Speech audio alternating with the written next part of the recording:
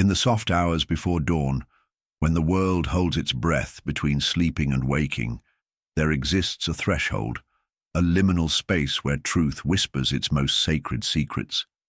You know this place, though you may not remember its name. It is the space between what you have become and what you truly are, between the life you are living and the life that lives within you, waiting.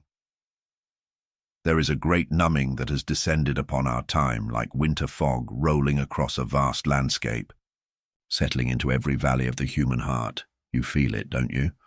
This strange suspension between feeling too much and feeling nothing at all.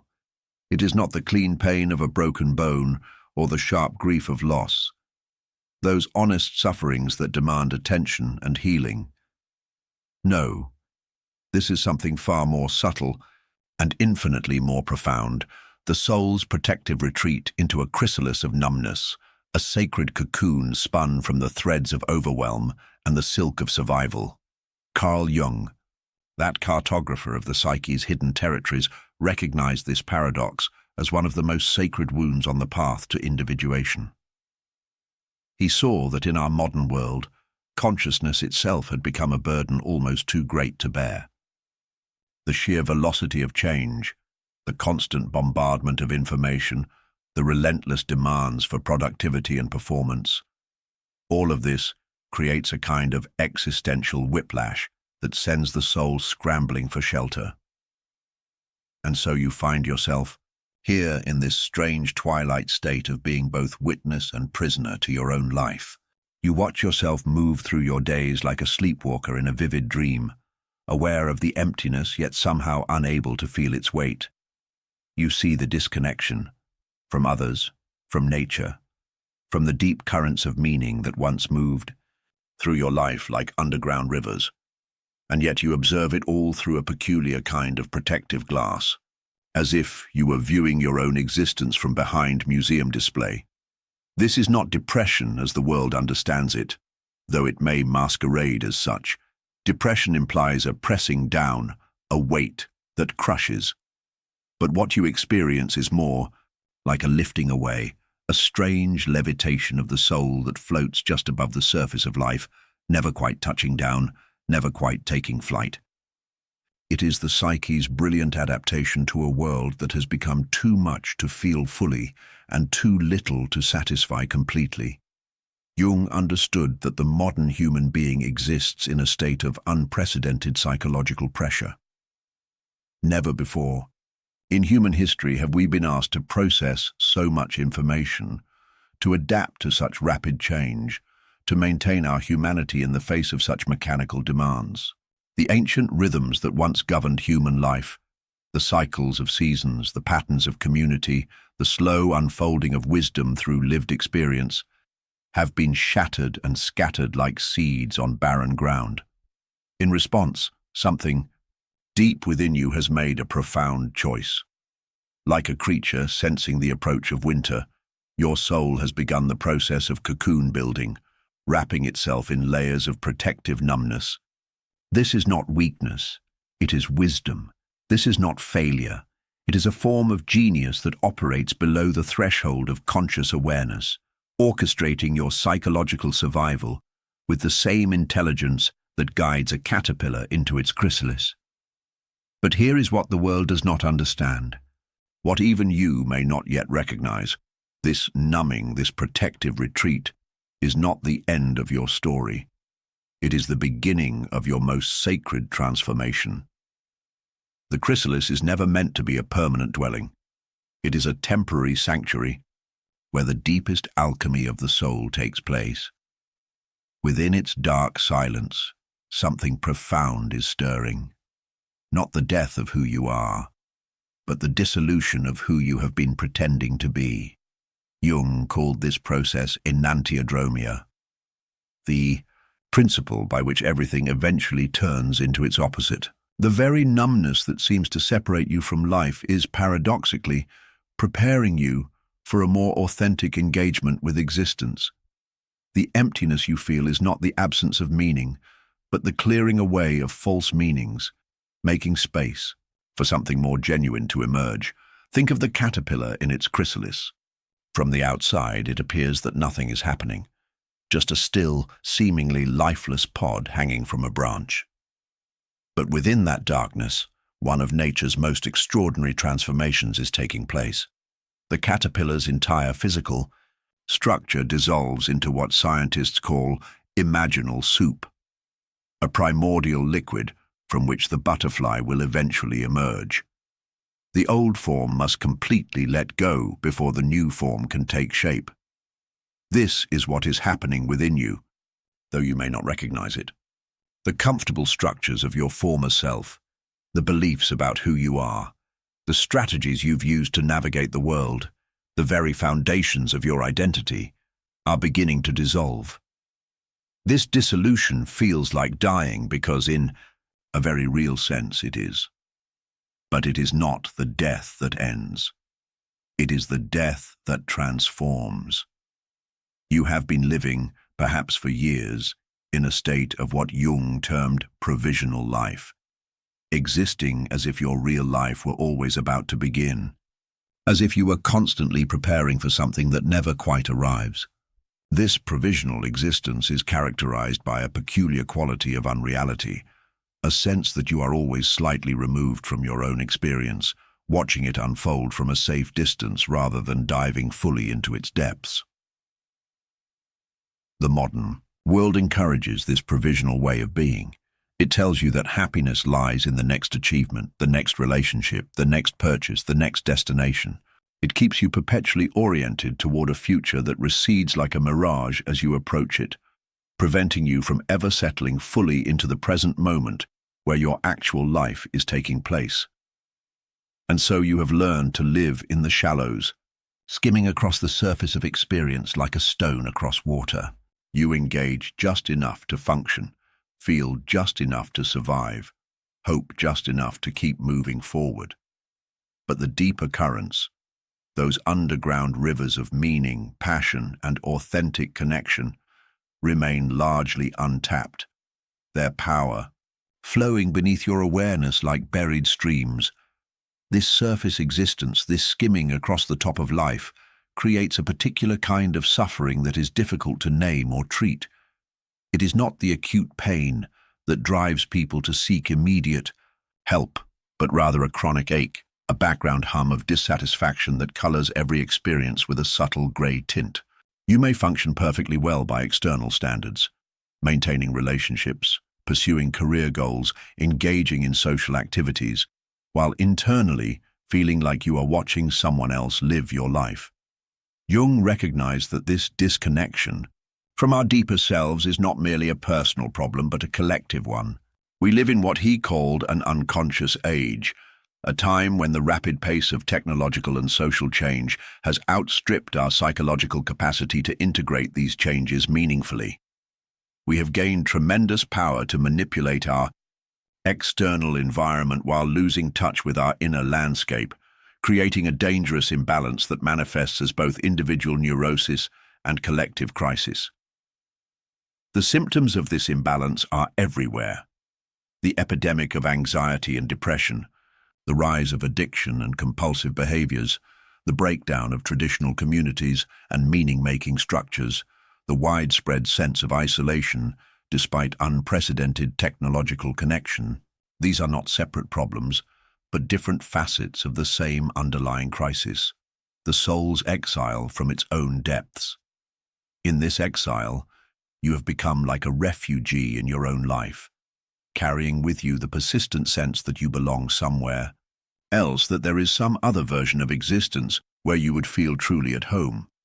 This feeling of displacement is not neurotic, it is accurate. You do belong somewhere else.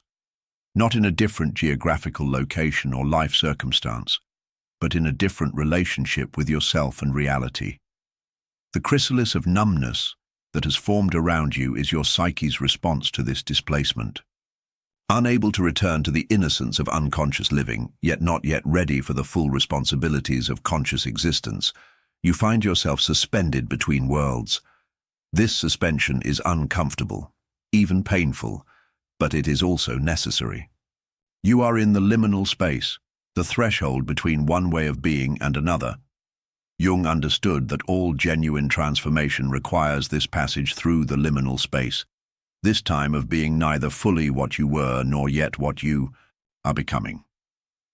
He called it holding the tension of the opposites, the psychological capacity to remain present to contradictory truths without rushing to resolve them prematurely. In your case, the opposites might be feeling a numbness, connection and isolation, meaning and emptiness, hope and despair. The tendency of the ego is to try to escape this tension as quickly as possible, to choose one side or the other rather than endure the uncomfortable uncertainty of the middle space. You might try to push through the numbness with forced enthusiasm, or alternatively, you might surrender completely to the emptiness and declare all of life meaningless. Both of these responses, while understandable, short-circuit the transformative process that is trying to unfold.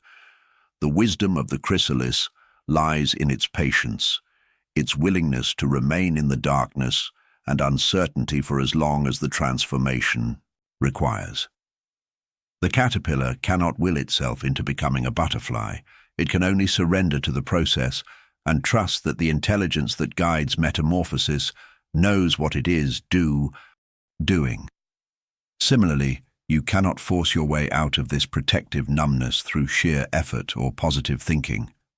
You can only learn to inhabit it more consciously, to recognize it as a sacred space rather than a prison. This shift in perspective, from viewing your numbness as pathology to recognizing it as cocoon, changes everything. Suddenly, the very experiences that seem to signal your failure or breakdown reveal themselves as signs of a deeper wisdom at work.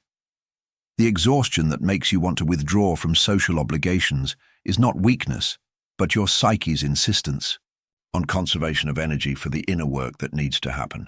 The inability to feel passionate about pursuits that once excited you is not depression, but a clearing away of false enthusiasms, making space for more authentic interest to emerge. The sense of watching your life from a distance is not dissociation, but the first stirring of a deeper witnessing consciousness, the self observing the ego's drama with compassionate detachment. This witnessing awareness is one of the most precious gifts of the chrysalis experience, though it may feel more like a curse when you first encounter it. To see yourself so clearly, to observe your patterns and defenses with such stark honesty, can be deeply humbling and sometimes painful, but this witnessing is also liberating. As you learn to observe your life from this slightly removed perspective, you begin to see that you are not identical to your thoughts, emotions, or circumstances. There is something within you that remains constant through all the changes. A center of awareness that watches without judgment, a core of being that exists independent of the various roles and identities you have accumulated. Jung called this unchanging center the self, not the small self of ego consciousness, but the larger self that encompasses both conscious and unconscious elements of your psyche. The self is like the sun around which all the planets of your personality orbit. When you are in touch with this center, even the most challenging experiences carry a quality of meaning and purpose. When you are disconnected from it, even pleasant experiences feel hollow and unsatisfying. The chrysalis experience is ultimately about remembering this center, about returning to a relationship with the self that has been obscured by the demands and distractions of modern life. But this return cannot be forced or rushed. Like all genuine spiritual work, it requires what Jung called active imagination, the ability to engage with the images and symbols that arise from your unconscious with both openness and discernment. Your dreams during this time may become more vivid and meaningful, carrying messages from depths of your psyche that have been long silent. Pay attention to them. The stories and myths that capture your imagination, the music that moves you to tears, the moments in nature when you feel briefly connected to something larger than yourself. These are all threads leading you back to your own center.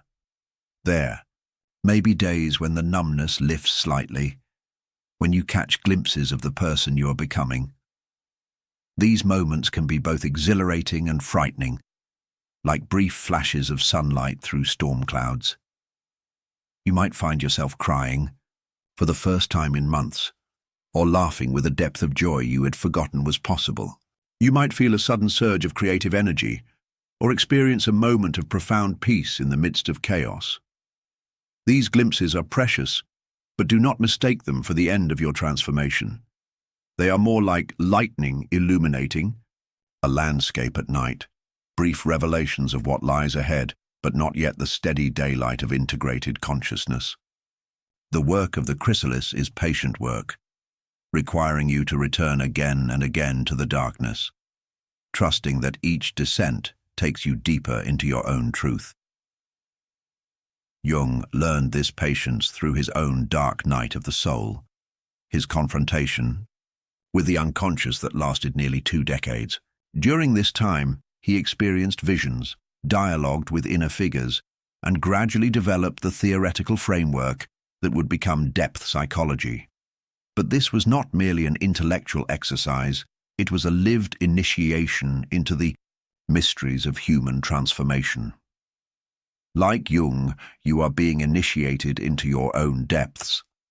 The numbness you experience is not a problem to be solved, but a mystery to be lived. Within its protective embrace, the most essential parts of yourself are being preserved and transformed. The false self, constructed from external expectations and survival strategies, is being gently dissolved, making way for the emergence of your authentic nature. This process cannot be hurried, but it can be honored. You can learn to work with your chrysalis rather than against it, recognizing it as the sacred vessel within which your deepest transformation is taking place. This might mean spending more time alone, reducing your social obligations to what feels truly nourishing, allowing yourself to not know what comes next rather than forcing premature clarity. It might mean developing a different relationship with productivity, recognizing that the most important work you are doing right now is largely invisible and cannot be measured by conventional standards. The culture around you may not understand this, may pressure you to get back to normal or snap out of it. But you must learn to trust your own timing, your own process. The chrysalis protects what is most precious in you while it undergoes its mysterious transformation. To emerge too early is to risk never becoming who you truly are. But to remain too long in the protective numbness is to miss the moment when the butterfly is ready to unfold its wings. Learning to recognize this moment when protection becomes prison, when the chrysalis shifts from sanctuary to confinement, is part of the art of conscious transformation.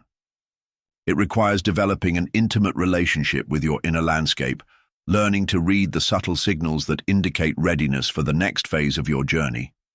For now, it is enough to know that you are exactly where you need to be. The numbness that surrounds you is not your enemy, but your protector. Not your failure, but your wisdom. Within its gentle embrace, the deepest alchemy of the soul is taking place. Trust the process. Honor the mystery. Allow the transformation to unfold in its own perfect timing. The butterfly dreams within the chrysalis, and you are that dream becoming real. In the autumn of 1913, Carl Gustav Jung stood at the edge of his own abyss and made a choice that would forever change the landscape of human understanding. At 38 years old, at the height of his professional success as a psychiatrist and psychoanalyst, he felt the ground beneath his carefully constructed life begin to tremble and crack. The break with Freud had left him intellectually orphaned, professionally isolated, and spiritually adrift. But more than that, something ancient and archetypal was stirring in the depths of his psyche, demanding his attention with the inexorable force of an underground river finally breaking through to the surface. What happened next was not mental. Illness as the world understands it, though it would appear so to any observer trained in the pathology of the mind.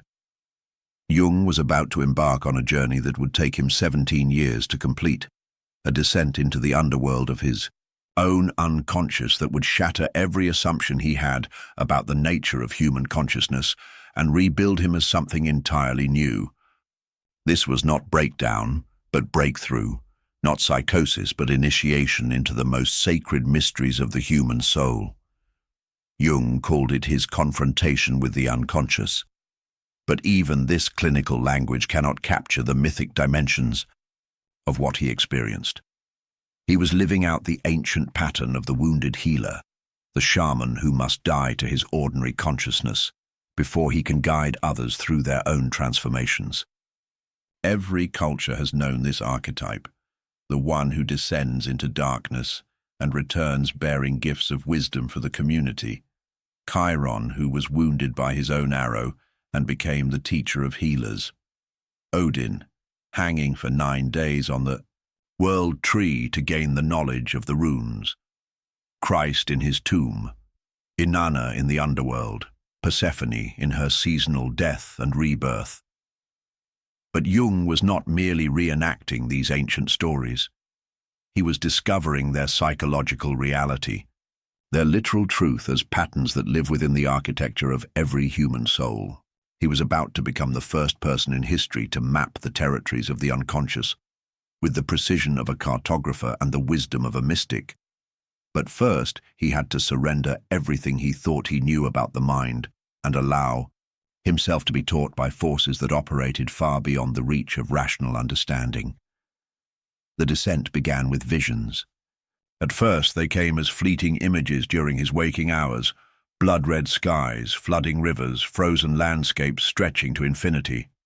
These were not the random hallucinations of a disturbed mind, but symbols emerging from the deepest layers of the psyche, carrying messages in the ancient language of myth and metaphor. Jung, trained as a scientist, initially tried to analyze these visions, to fit them into his existing theoretical framework. But the images refused to be contained by rational explanation. They demanded something more, not analysis, but participation, not understanding, but surrender. And so Jung made the decision that would define the rest of his life and work. He decided to enter into dialogue with his unconscious, to treat these visions not as symptoms to be eliminated, but as communications from an intelligence far older and wiser than his conscious mind. This was an act of extraordinary courage, for he was stepping into territory that no Western scientist had ever dared to explore with such systematic attention. He was about to discover that the unconscious was not simply a repository of repressed memories and primitive impulses, as Freud had suggested, but a living realm populated by autonomous beings who possessed their own agenda for his psychological and spiritual development. The first of these beings to reveal herself was his anima, the feminine aspect of his psyche that he came to call Salome. She appeared to him initially as a mysterious woman emerging from a cave, accompanied by an old man named Elijah, who represented the wise aspect of his unconscious. These were not mere projections of his conscious mind, but archetypal figures that seemed to possess independent existence, their own personalities, their own wisdom to impart. Through active imagination, a technique he developed to facilitate conscious dialogue with unconscious contents, Jung began to descend regularly into an inner landscape as vivid and detailed as any external geography. He found himself in underground chambers, walking through medieval streets, climbing towers that reached toward impossible heights.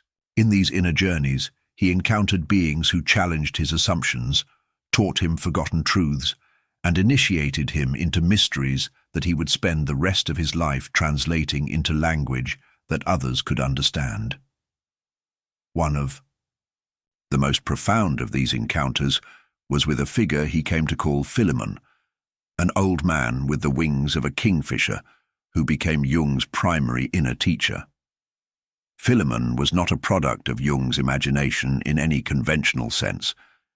He possessed knowledge that Jung did not consciously possess, offered perspectives that challenged Jung's existing beliefs, and demonstrated a wisdom that seemed to emerge from sources far beyond personal experience. Through conversations with Philemon, Jung began to understand that the psyche contained not only personal unconscious material, but also collective layers that connected him to the entire history of human consciousness. This discovery of what he would later term the collective unconscious was perhaps Jung's greatest contribution to human understanding, but it came at an enormous personal cost.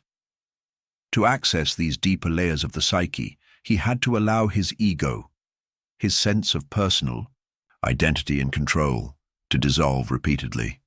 He experienced periods of such profound disorientation that he questioned his own sanity, moments when the boundary between inner and outer reality became so permeable that he could barely function in ordinary life.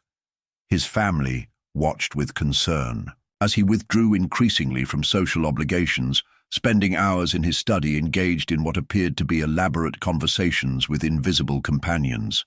He filled notebook after notebook with detailed records of his inner experiences, creating mandalas and paintings to capture images that defied verbal description. To any external observer, Jung appeared to be losing his grip on reality, but he was actually learning to navigate realms of consciousness that most people never even know exist. The crucial insight that sustained him through this ordeal was his recognition that he was not going insane, but undergoing initiation. The patterns he was experiencing, the dissolution of ordinary identity, the encounter with archetypal figures, the journey through underworld landscapes, matched precisely the structure of initiatory experiences described in mythologies around the world. He was living out the hero's journey, not as literary metaphor, but as psychological fact, discovering that these ancient stories were actually maps of consciousness, guidance systems for navigating the territories of transformation. During his deepest descent, Jung encountered what he came to call his shadow, the rejected, denied, and undeveloped aspects of his personality. This was not simply meeting his dark side in a moralistic sense, but coming face to face with everything he had sacrificed in order to maintain his persona as a respectable Swiss psychiatrist. He found rage he had never allowed himself to feel, creativity he had suppressed in favor of academic respectability, primitive instincts that civilized life had taught him to deny. The shadow appeared to him initially as a dark figure he named the Red One, a primitive man who represented everything Jung's conscious personality had rejected. Instead of fleeing from this figure or trying to eliminate him, Jung learned to engage with him directly, to understand what this rejected part of himself needed and wanted. Through this dialogue, he discovered that the shadow contained not only destructive impulses, but also tremendous vitality and creativity that had been cut off from his conscious life. This integration of shadow material was perhaps the most challenging aspect of Jung's journey, for it required him to expand his identity to include aspects of himself that he found disturbing or unacceptable. He had to learn to hold the tension between his civilized persona and his primitive instincts, between his rational mind and his emotional depths, between his desire for spiritual transcendence and his need for earthy, embodied experience. Jung learned to navigate these inner territories with greater skill and confidence. He began to recognize that his journey was not merely personal, but archetypal. He was living out a pattern that every human being must eventually confront if they wish to achieve psychological wholeness.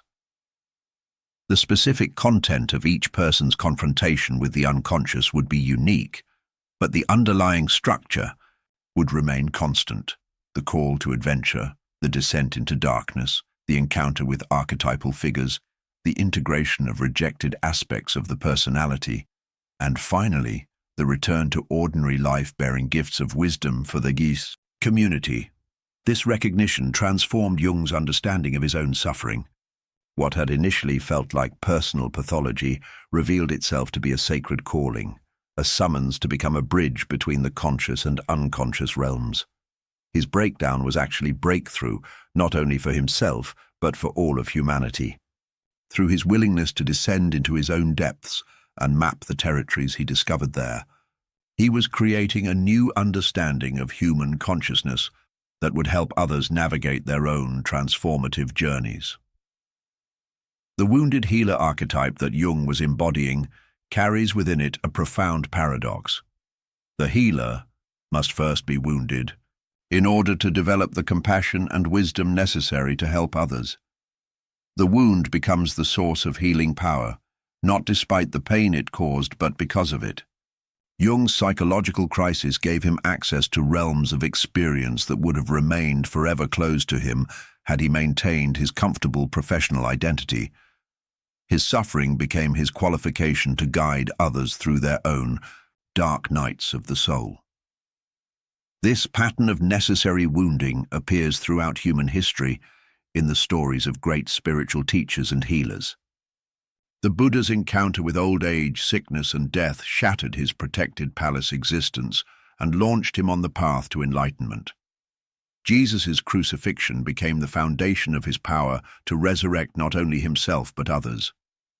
The shaman's initiatory illness, often involving a symbolic death and dismemberment, prepares them to journey between worlds and bring back healing for their community.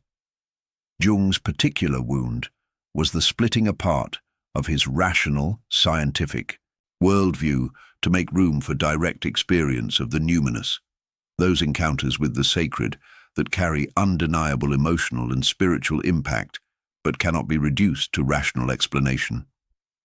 As a man trained in the empirical methods of medicine and psychology, Jung had to find a way to honor both his scientific integrity and his mystical experiences. This required developing what he called a transcendent function, the psychological capacity to hold opposite truths in creative tension without being torn apart by their contradiction. Through his confrontation with the unconscious, Jung discovered that the psyche operates according to principles that are both rational and transrational, that consciousness and unconsciousness exist in a constant dialogue that shapes every aspect of human experience. He learned that symptoms and suffering often carry messages from parts of the psyche that have been neglected or rejected, and that healing involves not simply eliminating symptoms, but understanding and integrating the wisdom they contain. This understanding revolutionized his approach to therapy. Instead of viewing his patients' psychological disturbances as pathologies to be cured, he began to see them as communications from the unconscious, invitations to embark on their own journeys of self-discovery. He developed active imagination as a therapeutic technique, teaching his patients to dialogue with their dream figures, to explore their inner landscapes, to develop relationships with the archetypal aspects of their own psyches. The Red Book, Jung's record of his visionary experiences, remained unpublished during his lifetime because he understood that it represented such a radical departure from conventional psychology that it might undermine the credibility of his other work. But this collection of paintings, dialogues, and reflections stands as one of the most profound documents of psychological and spiritual transformation ever created. In its pages, we see a brilliant rational mind learning to accommodate non-rational experience, a successful professional allowing himself to be taught by inner figures that conventional psychology would dismiss as hallucinations.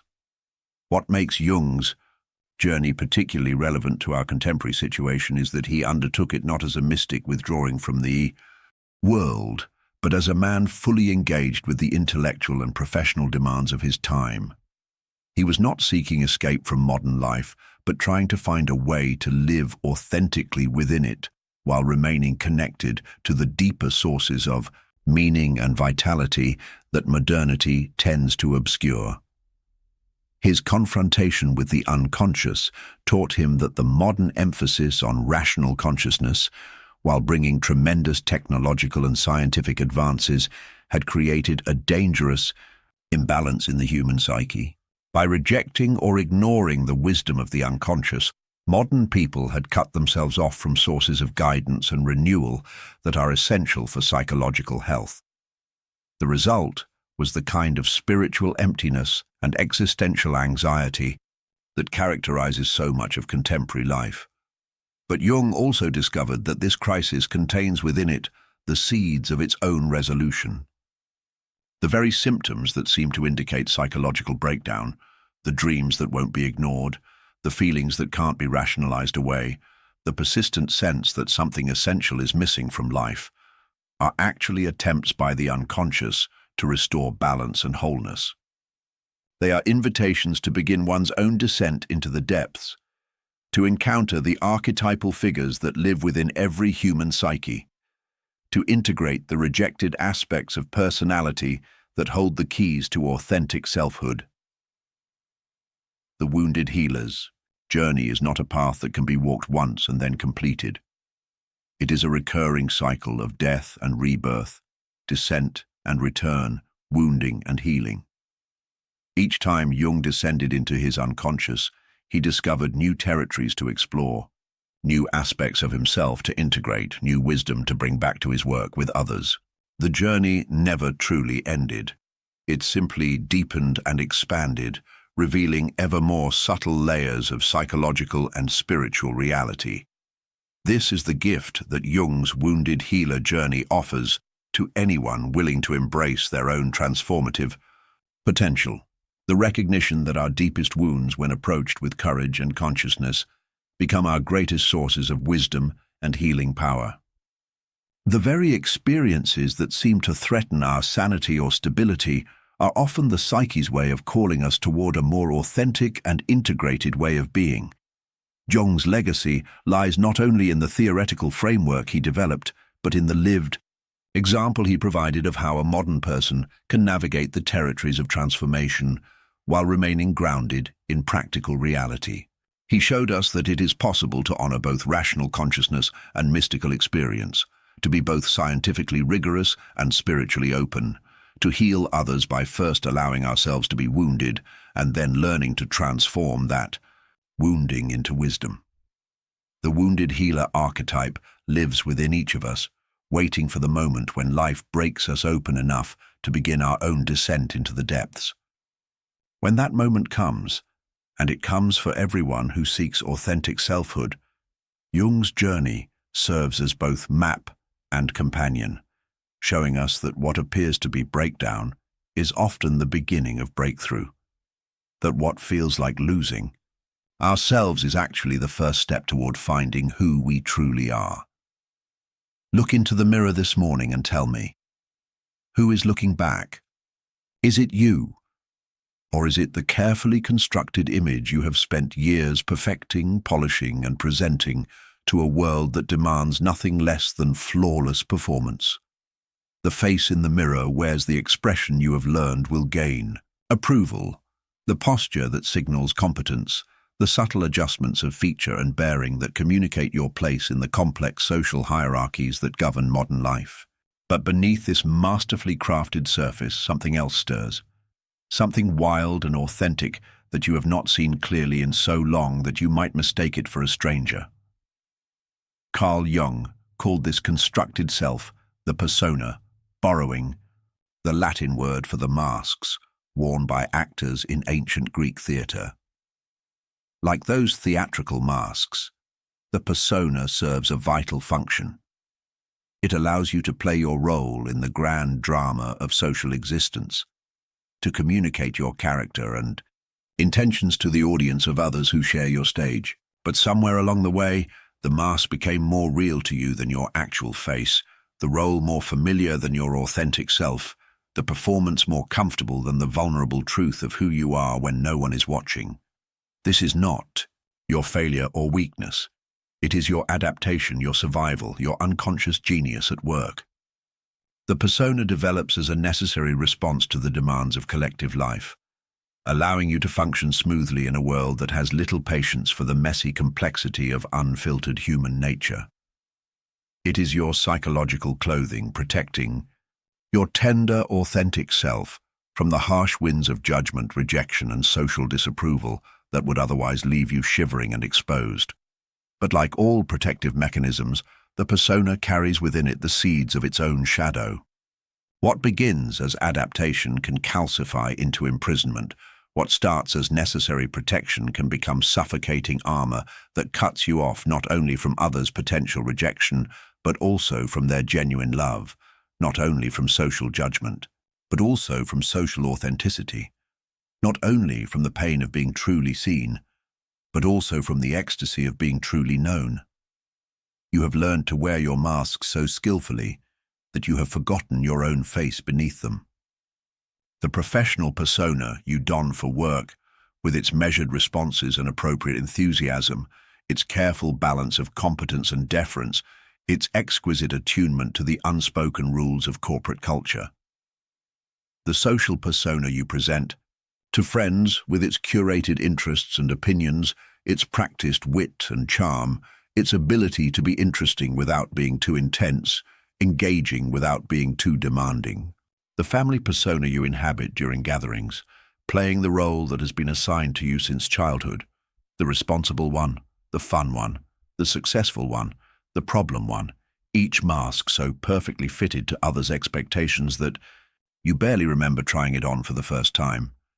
And perhaps most insidious of all, the spiritual persona you have constructed for yourself, the version of you that meditates regularly and speaks in measured, wisdom-tinged tones about acceptance and growth, that posts inspirational quotes and shares insights about consciousness and transformation, that has learned all the right words to describe inner peace, while sometimes feeling like a fraud when that peace remains elusive in the messy reality of daily existence.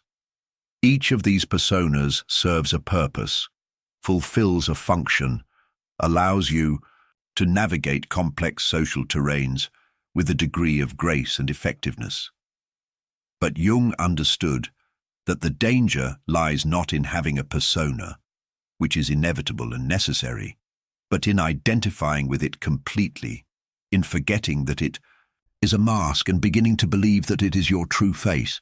When this identification becomes complete, you begin to experience what Jung called persona possession, a psychological state in which you become trapped within your own protective construction, unable to access the deeper currents of authentic selfhood that flow beneath the surface of social performance. The symptoms of persona possession are subtle at first. You might notice that you feel different depending on which social context you're in, as if you become a slightly different person with each group of people you encounter. This chameleon-like adaptability serves you well professionally and socially, but it begins to create an internal fragmentation, a sense that there is no stable center holding all these different versions of yourself together. You might find yourself saying things you don't entirely believe, not out of deception, but because the words fit the persona you're wearing at the moment. The professional you expresses enthusiasm for projects that the authentic you finds meaningless. The social you laughs at jokes that the real you finds cruel or empty. The spiritual you speaks about inner peace, while the actual you churns with anxiety and uncertainty. These are not lies, exactly, but they are not truths either. They are the words of the mask, performing its function of social adaptation, while the genuine self remains hidden backstage. Over time, this split between persona and authentic self begins to create a peculiar form of exhaustion. It takes tremendous energy to maintain multiple masks, to remember which version of yourself you're supposed to be in each situation, to monitor constantly whether your performance is convincing and appropriate. You begin to feel like an actor who has been performing the same roles for so long that you've forgotten what your natural voice sounds like, what your unguarded expressions look like, what your unfiltered thoughts and feelings actually are. Jung recognized that this persona exhaustion is often the first sign that the psyche is ready to begin the work of individuation, the process of becoming who you actually are rather than who you think you should be.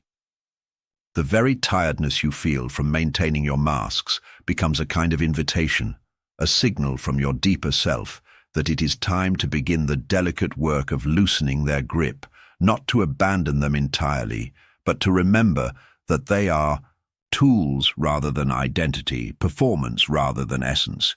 But this loosening process can feel terrifying, for the persona has become not just your protection but your prison, not just your social strategy but your sense of self. Who would you be without the carefully constructed image that has earned you approval, success, and social belonging? What would people think of you if they saw the unguarded truth of your inner landscape, your doubts, your fears, your primitive impulses, your unfashionable desires, your unspeakable longings? These fears are not irrational. In many social and professional contexts, dropping the persona entirely would indeed be inappropriate and potentially harmful. The art of conscious living lies not in abandoning the persona, but in developing a more conscious relationship with it, learning to wear it lightly rather than being worn by it, using it as a tool for social navigation while maintaining connection to the authentic self that lives beneath its surface. This is where the numbness you have been experiencing begins to reveal its deeper wisdom. That protective fog that has settled over your emotional landscape. That sense of watching your life from a slight distance. These are not signs of depression or dysfunction, but signals that your psyche is preparing for a profound shift in identity. The numbness is your soul's way of withdrawing its energy from the endless performance of persona maintenance, conserving its resources for the deeper work of authentic self-discovery. You have been living what Jung called a provisional life, existing as if your real life were always about to begin, as if you were constantly preparing for some future moment when you would finally be ready to show up authentically. But this future moment keeps receding like a mirage, because the preparation itself has become the prison. You have become so skilled at adapting to others' expectations, so adept at presenting the version of yourself that each situation seems to require, that you have lost touch with what you actually want, what you actually feel, who you actually are beneath all the careful construction. The persona becomes a golden cage, beautiful, admired by others, apparently successful in achieving its aims of social acceptance and professional advancement, but ultimately confining the very essence it was meant to protect. Like a bird that has spent so long in captivity that it no longer remembers how to fly, you may find that the thought of living without the familiar boundaries of your constructed self feels more frightening than liberating. Jung understood that breaking free from persona identification requires what he called moral courage, not the courage to do what is socially acceptable, but the courage to be authentic, even when authenticity might be misunderstood, rejected, or judged. This is perhaps the most challenging aspect of psychological development, for it asks you to risk the very thing the persona was constructed to secure: belonging, approval, social acceptance. The process begins with small acts of authenticity, tiny experiments in showing up more genuinely in low-stakes situations. You might share a genuine opinion in a conversation where you would normally just agree with the group consensus. You might express a feeling you would typically keep hidden behind a socially appropriate response. You might admit to not knowing something when the persona would typically pretend expertise. You might say no to a request when the people-pleasing aspect of your persona would automatically say yes. Each of these small acts of authenticity is like removing a thread from the fabric of the persona, not to destroy it, but to loosen its weave, to make it more breathable, more flexible, more conscious. You begin to discover that many of your fears about what would happen if you showed up more authentically are phantoms, projections of your own insecurity rather than accurate predictions of others' responses.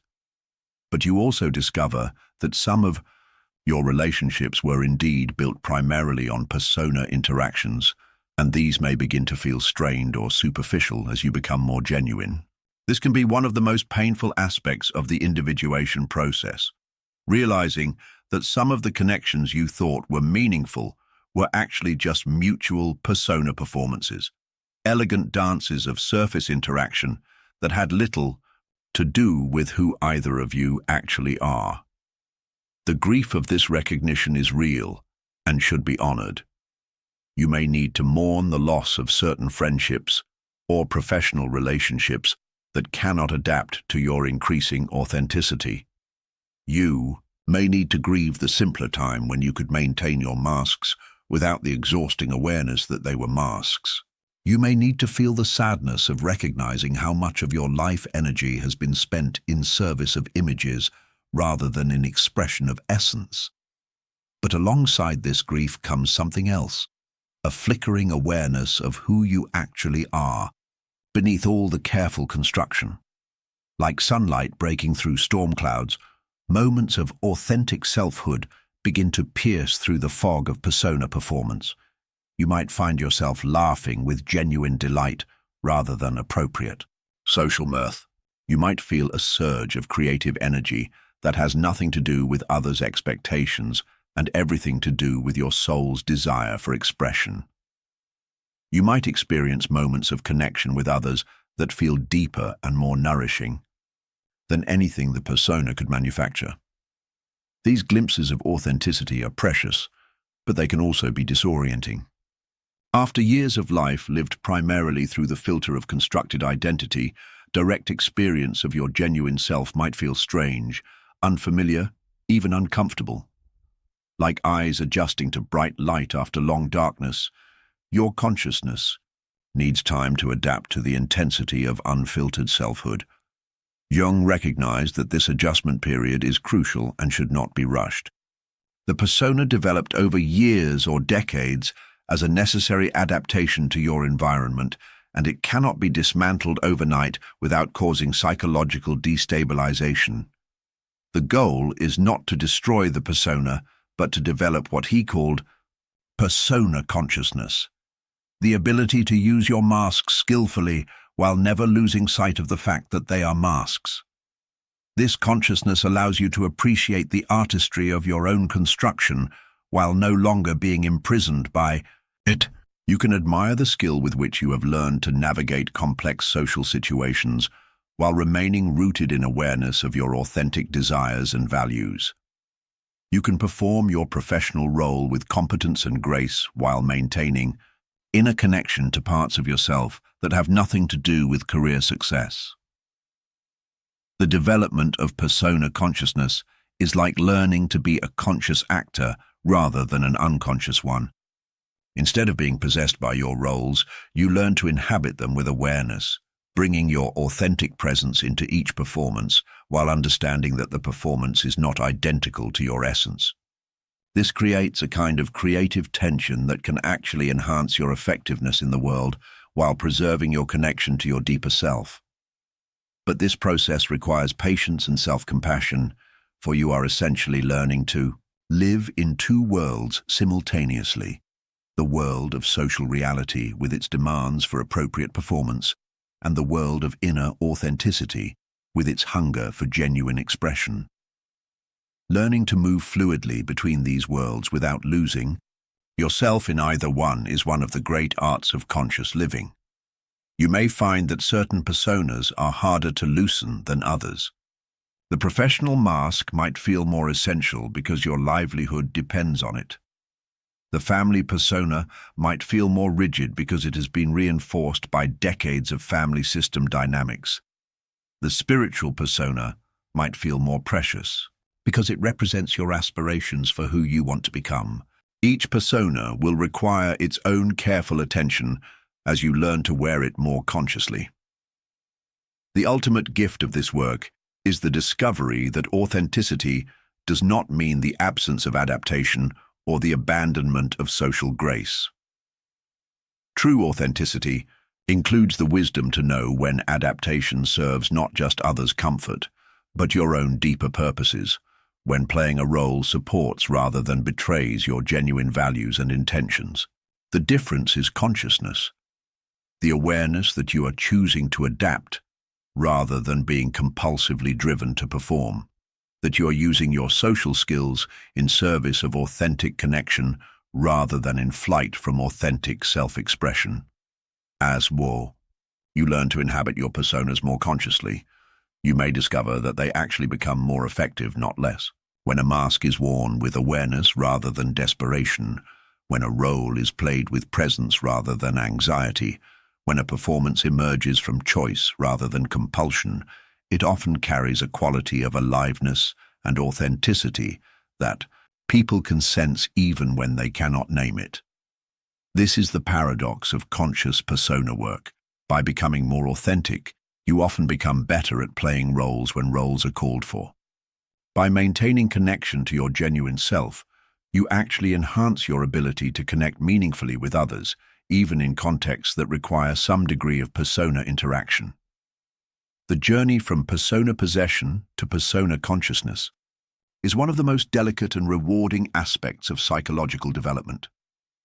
It asks you to maintain the social skills and adaptive capacity that allow you to function effectively in the world while recovering your connection to the wild, authentic, uncontrollable essence that is your birthright. It invites you to become both more skilled at social performance and more rooted in personal authenticity, more effective in the world, and more connected to your soul. This is the liberation that awaits you as you begin to loosen the beautiful prison of the persona. Not the abandonment of all social adaptation, but the recovery of conscious choice about when and how to adapt. The rediscovery of the authentic self that lives beneath all your careful constructions.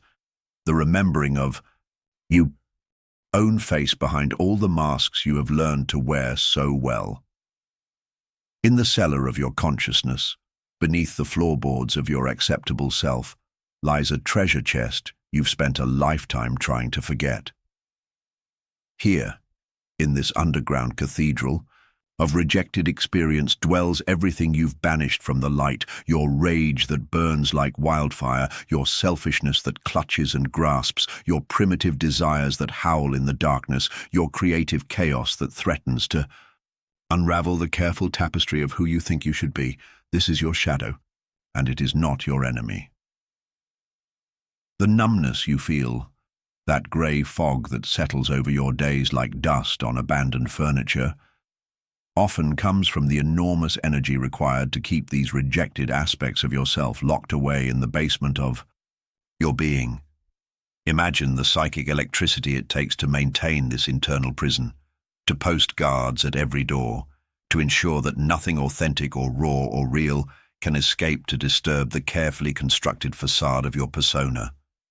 You are a warden in the jail of your own soul, and the constant vigilance required to keep your shadow incarcerated has left you exhausted, depleted, numb to the very life force that could set you free.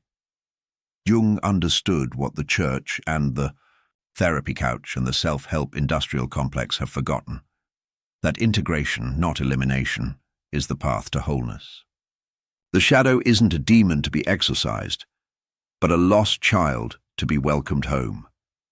It isn't evil incarnate, but completeness seeking recognition. It is the part of you that got locked away when you learned that love was conditional, when you discovered that acceptance came with terms and conditions, when you realized that some parts of your natural self were deemed unacceptable by the world that raised you.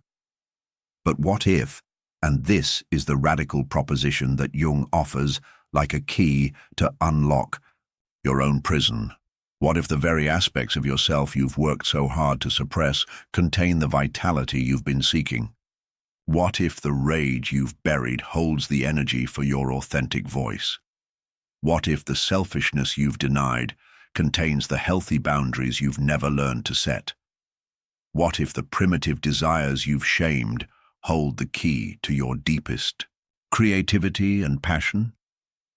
The shadow is not the opposite of light, but its complement, not the enemy of consciousness, but its forgotten twin. In the mythology of alchemy, the prima materia, the base material from which gold is extracted, is often depicted as something dark, crude, rejected. The alchemists knew that transformation doesn't come from starting with something pure, but from working with what has been discarded, despised, pushed aside. They understood that the gold lies hidden in the lead of what we've rejected, that the philosopher's stone emerges not from perfection but from the willingness to work with the raw, unrefined material of our complete humanity. Your shadow formed early, in those first moments when you learned to split yourself in two. the good child who received love and approval, and the bad child who got sent to the internal timeout chair. Perhaps it was your anger that first got banished to the basement, labeled as unacceptable when you discovered that rage made the adults uncomfortable. Perhaps it was your neediness, your vulnerability, your wild creativity, your sexual curiosity, your fierce independence, your desire to question authority. Whatever it was, a part of you learned to hide in order to survive, to go underground in order to keep the love flowing. But survival strategies that serve us at 7 can strangle us at 37. The same psychological mechanisms that protected you as a child, the ability to split off unacceptable parts of yourself and lock them away, become the very source of your adult numbness. You've become so skilled at disowning parts of yourself that you've forgotten they exist, so accomplished at suppression that you've lost touch with the full spectrum of your humanity. The shadow contains not just your so-called negative qualities, but often your greatest gifts, the aspects of yourself that were too bright, too powerful, too threatening for your environment to handle. Perhaps you were told you were too sensitive, so you locked away your gift of emotional attunement. Perhaps you were shamed for being too creative, too dreamy, too different, so you buried your artistic soul in the basement of your consciousness. Perhaps your natural leadership was labeled as bossiness, your intuition dismissed as imagination, your depth criticized as moodiness. The tragedy is not that you have a shadow, everyone does, but that you've forgotten how to dance with it. You've made it your enemy instead of your teacher, your problem instead of your guide into greater wholeness. Jung spoke of the necessity of befriending the shadow, of inviting it not to tea as a metaphor, but as a living practice of internal hospitality. This doesn't mean acting out every shadow impulse, that would be possession, not integration, but rather acknowledging, dialoguing with, and finding healthy expressions for these rejected aspects of yourself. The work of shadow integration is not about becoming your worst self, but about becoming your whole self. It's about recognizing that the rage you've buried might contain the fierce compassion of the warrior protector. The selfishness you've denied might hold the healthy self-care you've never learned to practice. The primitive desires you've shamed might carry the life force that could reanimate your deadened existence. Consider the mythology of the descent into the underworld, a theme that appears in cultures across the globe and throughout time. Inanna descends to meet her dark sister, Ereshkigal. Persephone is pulled into the realm of Hades. Jesus descends into hell before resurrection. These aren't just stories, but maps of psychological transformation, templates for the journey every soul must take to reclaim its wholeness. The descent is not punishment, but initiation, not damnation, but the necessary journey toward integration. Your numbness may be a sign that you're being called into your own underworld descent, invited to meet the parts of yourself you've kept in exile. The shadow calls to you through symptoms, through depression, anxiety, addiction, numbness, rage that seems to come from nowhere, desires that feel foreign to your conscious identity. These are not signs that something is wrong with you, but that something is trying to become conscious, that the basement door is rattling on its hinges, that the prisoners of your own psyche are demanding recognition.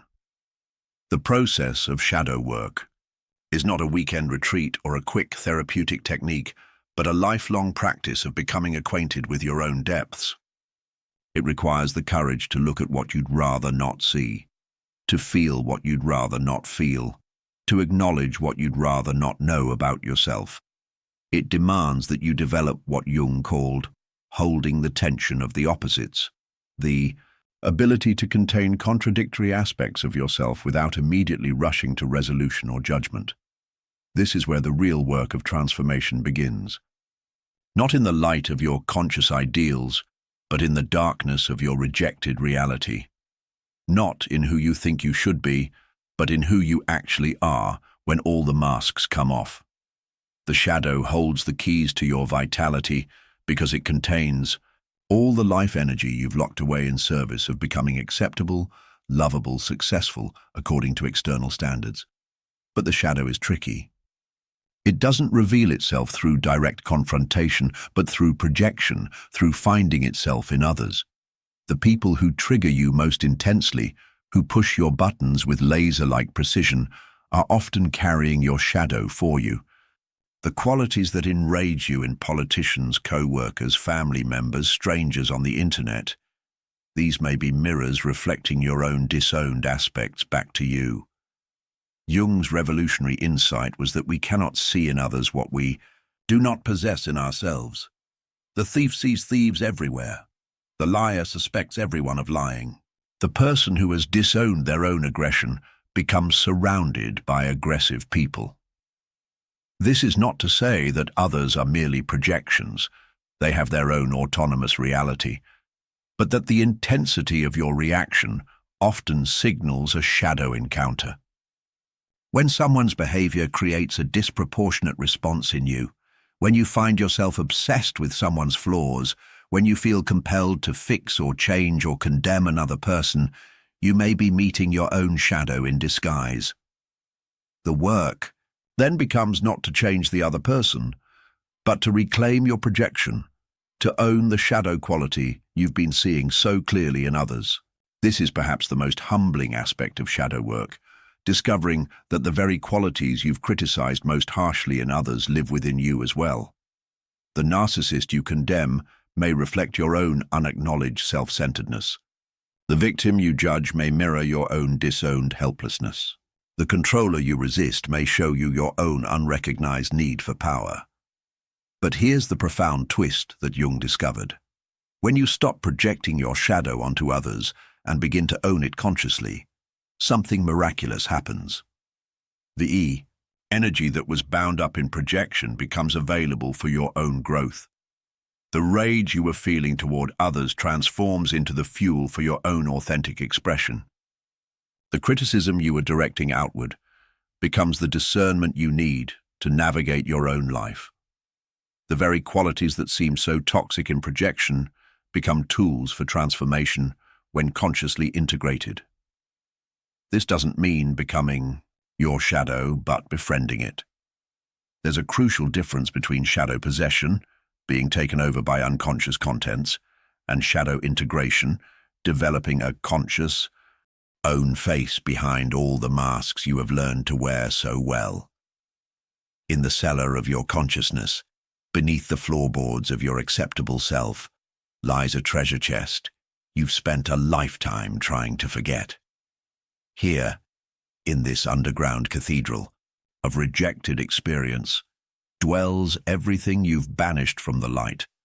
Your rage that burns like wildfire, your selfishness that clutches and grasps, your primitive desires that howl in the darkness, your creative chaos that threatens to unravel the careful tapestry of who you think you should be. This is your shadow, and it is not your enemy. The numbness you feel, that grey fog that settles over your days like dust on abandoned furniture, often comes from the enormous energy required to keep these rejected aspects of yourself locked away in the basement of your being. Imagine the psychic electricity it takes to maintain this internal prison, to post guards at every door, to ensure that nothing authentic or raw or real can escape to disturb the carefully constructed facade of your persona.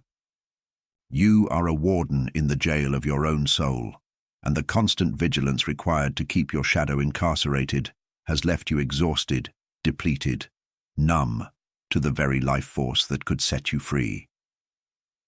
Jung understood what the church and the therapy couch and the self-help industrial complex have forgotten. That integration, not elimination, is the path to wholeness. The shadow isn't a demon to be exorcised, but a lost child to be welcomed home. It isn't evil incarnate, but completeness seeking recognition. It is the part of you that got locked away when you learned that love was conditional, when you discovered that acceptance came with terms and conditions, when you realized that some parts of your natural self were deemed unacceptable by the world that raised you. But what if, And this is the radical proposition that Jung offers like a key to unlock your own prison. What if the very aspects of yourself you've worked so hard to suppress contain the vitality you've been seeking? What if the rage you've buried holds the energy for your authentic voice? What if the selfishness you've denied contains the healthy boundaries you've never learned to set? What if the primitive desires you've shamed hold the key to your deepest creativity and passion? The shadow is not the opposite of light, but its complement, not the enemy of consciousness, but its forgotten twin. In the mythology of alchemy, the prima materia, the base material from which gold is extracted, is often depicted as something dark, crude, rejected. The alchemists knew that transformation doesn't come from starting with something pure, but from working with what has been discarded, despised, pushed aside. They understood that the gold lies hidden in the lead of what we've rejected, that the philosopher's stone emerges not from perfection, but from the willingness to work with the raw, unrefined material of our complete humanity. Your shadow formed early in those first moments when you learn to split yourself in two, the good child who received love and approval, and the bad child who got sent to the internal timeout chair. Perhaps it was your anger that first got banished to the basement, labeled as unacceptable when you discovered that rage made the adults uncomfortable. Perhaps it was your neediness, your vulnerability, your wild creativity, your sexual curiosity, your fierce independence, your desire to question authority. Whatever it was, a part of you learned to hide in order to survive, to go underground in order to keep the love flowing. But survival strategies that serve us at 7 can strangle us at 37. The same psychological mechanisms that protected you as a child, the ability to split off unacceptable parts of yourself and lock them away, become the very source of your adult numbness. You've become so skilled at disowning parts of yourself that you've forgotten they exist, so accomplished at suppression that you've lost touch with the full spectrum of your humanity. The shadow contains not just your so-called negative qualities, but often your greatest gifts, the aspects of yourself that were too bright, too powerful, too threatening for your environment to handle. Perhaps you were told you were too sensitive, so you locked away your gift of emotional attunement. Perhaps you were shamed for being too creative, too dreamy, too different, so you buried your artistic soul in the basement of your consciousness. Perhaps your natural leadership was labeled as bossiness, your intuition dismissed as imagination, your depth criticized as moodiness. The tragedy is not that you have a shadow, everyone does, but that you've forgotten how to dance with it. You've made it your enemy instead of your teacher, your problem instead of your guide into greater wholeness. Jung spoke of the necessity of befriending the shadow, of inviting it not to tea as a metaphor, but as a living practice of internal hospitality. This doesn't mean acting out every shadow impulse, that would be possession, not integration, but rather acknowledging, dialoguing with, and finding healthy expressions for these rejected aspects of yourself. The work of shadow integration is not about becoming your worst self, but about becoming your whole self. It's about recognizing that the rage you've buried might contain the fierce compassion of the warrior protector. The selfishness you've denied might hold the healthy self-care you've never learned to practice. The primitive desires you've shamed might carry the life force that could reanimate your deadened existence. Consider the mythology of the descent into the underworld, a theme that appears in cultures across the globe and throughout time. Inanna descends to meet her dark sister Ereshkigal. Persephone is pulled into the realm of Hades. Jesus descends into hell before resurrection. These aren't just stories, but maps of psychological transformation, templates for the journey every soul must take to reclaim its wholeness. The descent is not punishment but initiation, not damnation, but the necessary journey toward integration. Your numbness may be a sign that you're being called into your own underworld descent, invited to meet the parts of yourself you've kept in exile. The shadow calls to you through symptoms, through depression, anxiety, addiction, numbness, rage that seems to come from nowhere, desires that feel foreign to your conscious identity. These are not signs that something is wrong with you, but that something is trying to become conscious, that the basement door is rattling on its hinges, that the prisoners of your own psyche are demanding recognition. The process of shadow work is not a weekend retreat or a quick therapeutic technique, but a lifelong practice of becoming acquainted with your own depths. It requires the courage to look at what you'd rather not see, to feel what you'd rather not feel, to acknowledge what you'd rather not know about yourself. It demands that you develop what Jung called holding the tension of the opposites, the ability to contain contradictory aspects of yourself without immediately rushing to resolution or judgment. This is where the real work of transformation begins. Not in the light of your conscious ideals, but in the darkness of your rejected reality. Not in who you think you should be, but in who you actually are when all the masks come off. The shadow holds the keys to your vitality because it contains all the life energy you've locked away in service of becoming acceptable, lovable, successful according to external standards. But the shadow is tricky. It doesn't reveal itself through direct confrontation, but through projection, through finding itself in others. The people who trigger you most intensely, who push your buttons with laser-like precision, are often carrying your shadow for you. The qualities that enrage you in politicians, co-workers, family members, strangers on the internet, these may be mirrors reflecting your own disowned aspects back to you. Jung's revolutionary insight was that we cannot see in others what we do not possess in ourselves. The thief sees thieves everywhere. The liar suspects everyone of lying. The person who has disowned their own aggression becomes surrounded by aggressive people. This is not to say that others are merely projections. They have their own autonomous reality, but that the intensity of your reaction often signals a shadow encounter. When someone's behavior creates a disproportionate response in you, when you find yourself obsessed with someone's flaws, when you feel compelled to fix or change or condemn another person, you may be meeting your own shadow in disguise. The work then becomes not to change the other person, but to reclaim your projection, to own the shadow quality you've been seeing so clearly in others.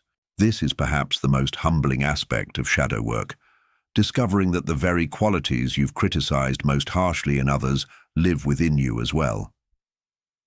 The narcissist you condemn may reflect your own unacknowledged self-centeredness. The victim you judge may mirror your own disowned helplessness. The controller you resist may show you your own unrecognized need for power. But here's the profound twist that Jung discovered. When you stop projecting your shadow onto others and begin to own it consciously, something miraculous happens. The energy that was bound up in projection becomes available for your own growth. The rage you are feeling toward others transforms into the fuel for your own authentic expression. The criticism you were directing outward becomes the discernment you need to navigate your own life.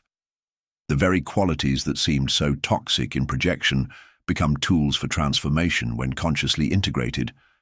This doesn't mean becoming your shadow, but befriending it.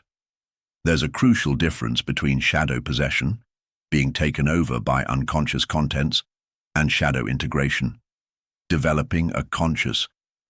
The animus, the masculine soul image in the woman, is not her sexual desire for men, but her inner bridge to meaning, her capacity for focused consciousness, her connection to logos and discrimination, and the sword of discernment that cuts through confusion to clarity. He appears in her dreams as the guide, the teacher, the lover who initiates her into mysteries of consciousness and meaning. He is the inner wise man, the spiritual teacher, the animus figure who helps her find her own authority and voice. But when these inner partners remain unconscious and unprojected onto outer relationships, they create a haunting sense of incompleteness that no external connection can satisfy. You feel empty, not because you lack something outside yourself, but because you've lost touch with the inner marriage that is your psychological birthright. The numbness comes from the exhaustion of trying to find in others what can only be discovered within, the missing piece that completes your internal wholeness. Most people encounter their anima or animus first through projection, falling in love with someone who carries the image of their contrasexual other. The intensity of romantic fascination often signals that you're meeting not just another person, but your own soul projected onto their form. This is why early love feels so much like recognition, why you feel you've always known this person, why their presence seems to complete something essential that was missing. You're not just meeting them, you're meeting yourself in disguise. But projection, though it may initiate the process of encountering your contrasexual soul, cannot sustain the relationship. Eventually, the real person emerges from behind the screen of your projection, and you discover that they cannot carry the burden of being your missing half. They have their own psychology, their own journey, their own wholeness to discover. The disappointment that follows this recognition, the crash after the romantic high, often leads to the kind of numbness you may be experiencing, the sense that something essential has been lost or was perhaps never real to begin with. Yet this disillusionment, painful as it may be, opens the door to a more profound encounter with your inner other. When you can no longer project your anima or animus onto external relationships, you're forced to turn inward and meet these figures as living aspects of your own psyche. This is where the real journey toward wholeness begins, not in finding your other half in another person, but in discovering the internal marriage that makes you complete within yourself.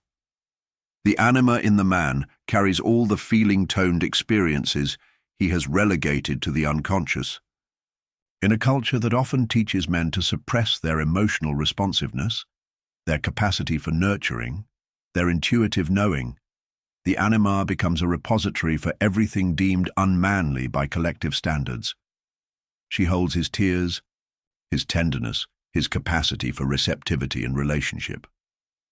When unconscious, she may possess him through moods, sudden depressions, inexplicable irritations, emotional outbursts that seem to come from nowhere. When conscious and integrated, she becomes his guide to authentic feeling, his source of creative inspiration, his bridge to the deeper layers of life that thinking alone cannot reach. The animus in the woman carries her capacity for focused consciousness, discrimination, and meaningful engagement with the world of ideas and principles. In cultures that have historically restricted women's access to intellectual and spiritual authority, the animus may hold all her disowned power, her capacity for clear thinking, her ability to stand in her own authority.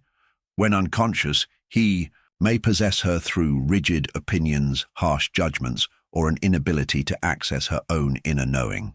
When conscious and integrated, he becomes her inner source of wisdom and discrimination, her connection to meaning and purpose, her capacity to think and act with clear intention. But the anima and animus are not simply gender stereotypes turned inward. They are far more complex and mysterious than cultural definitions of masculine and feminine. They are archetypal figures that exist beyond personal history, connecting you to the eternal patterns of human experience that Jung called the collective unconscious. The anima connects to the archetypal feminine, the great mother, the divine Sophia, the creative void from which all life emerges. The animus connects to the archetypal masculine, the wise old man, the hero, the logos principle that brings order and meaning to chaos. Your relationship with these inner figures determines much about how you experience life itself. When your anima or animus remains unconscious, you may feel perpetually incomplete, always searching outside yourself for something that can only be found within. You may find yourself caught in cycles of romantic projection and disappointment, or conversely, you may withdraw from relationship altogether, sensing that no external connection could fill the void you feel inside. The numbness you experience. may be a protective mechanism developed when the pain of this internal split becomes too much to bear. Rather than feel the ache of incompleteness, the yearning for wholeness that seems impossible to satisfy, you may have unconsciously chosen to feel nothing at all. But this protective numbness also cuts you off from the very experiences that could lead to integration. The dreams, synchronicities, creative inspirations, and moments of profound connection that are the anima's and animus's way of trying to reach your conscious awareness. The journey toward integration requires developing what Jung called active imagination, a conscious dialogue with these inner figures that allows them to reveal their nature and their gifts.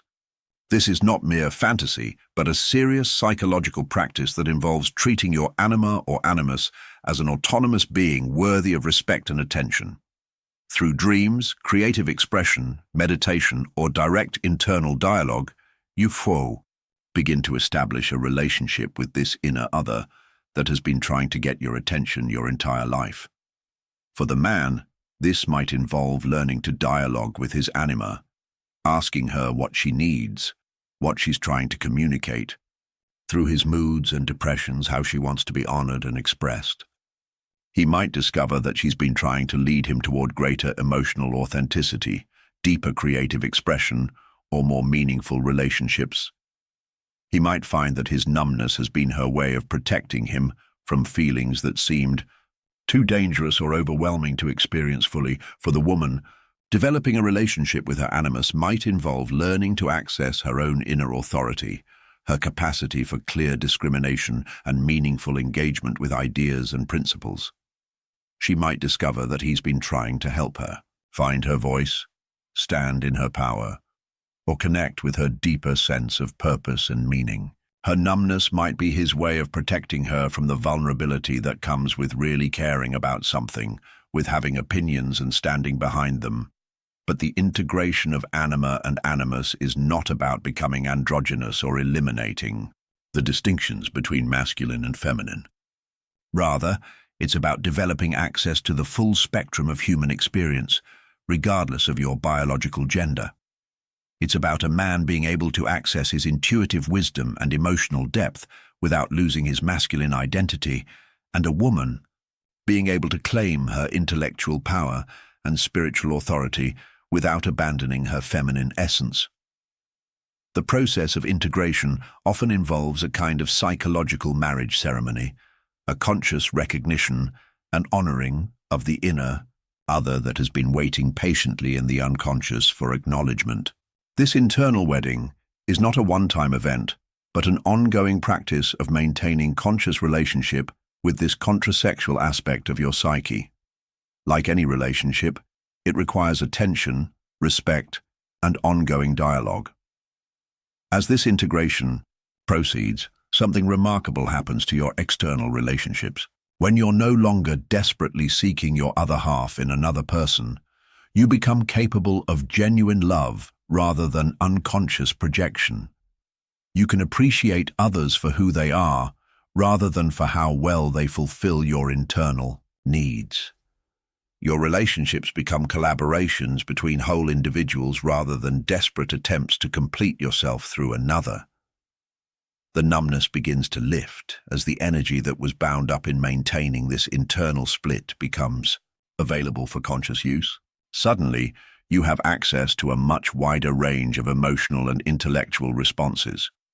Life becomes richer, more nuanced, more meaningful. You discover capacities you didn't know you possessed. The tender man who can nurture without losing his strength. The powerful woman who can think clearly without sacrificing her heart. Dreams often herald this integration process with images of marriage, sacred sexuality, or the birth of a divine child, symbols that represent the union of opposites within the psyche. You might dream of marrying a mysterious figure, or of giving birth to a baby who seems both familiar and divine, or of witnessing a sacred ceremony that fills you with awe and recognition. These are not just psychological metaphors, but announcements from the unconscious that something profound is shifting in the deep structures of your psyche. The anima and animus also serve as psychopomps, guides between the worlds of consciousness and unconsciousness. They are your inner shamans, capable of leading you into territories of the psyche that your rational mind could never navigate alone. Through their guidance, you gain access to the symbolic realm, where healing and transformation occur, where the wounds of a lifetime can be touched by the medicine of archetypal wisdom.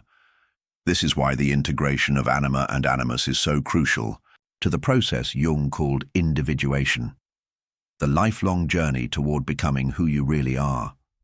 Without access to your contrasexual other, you remain partial, incomplete, cut off from essential aspects of human experience.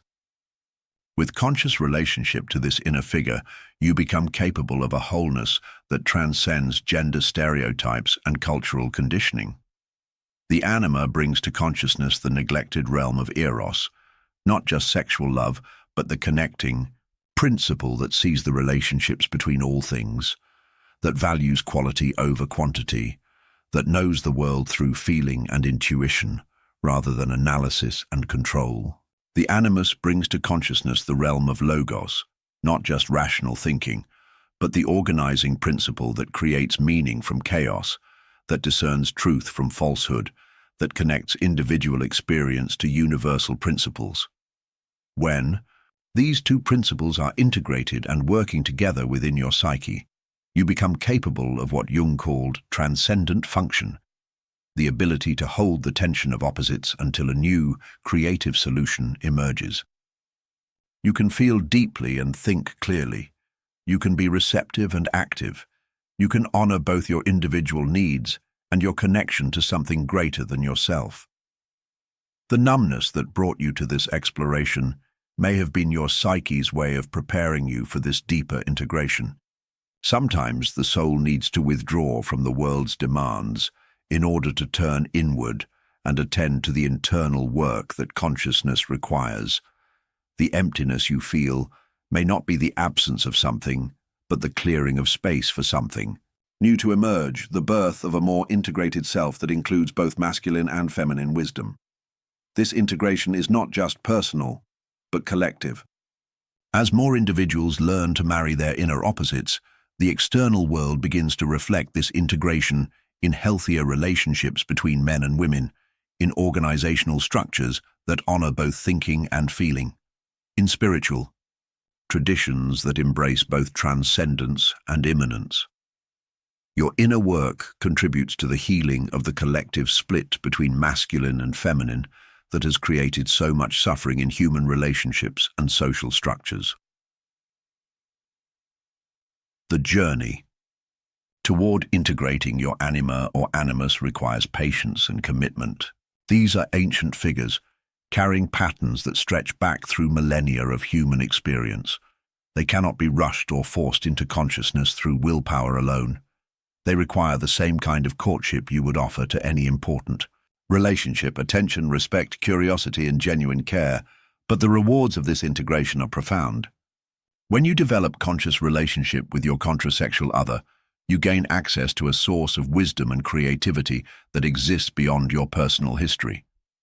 You become capable of genuine self-love, not narcissistic self-obsession, but the deep appreciation that comes from knowing yourself as complete and whole. You discover that you don't need another person to complete you, which paradoxically makes you more available for authentic relationship with others. The anima and animus also serve as bridges to the transcendent, connecting your personal psychology to the archetypal realm where healing and transformation occur. Through relationship with these figures, you gain access to sources of guidance and wisdom that exist beyond your ego's limited perspective. They become your inner teachers, your guides through the complexities of psychological and spiritual development.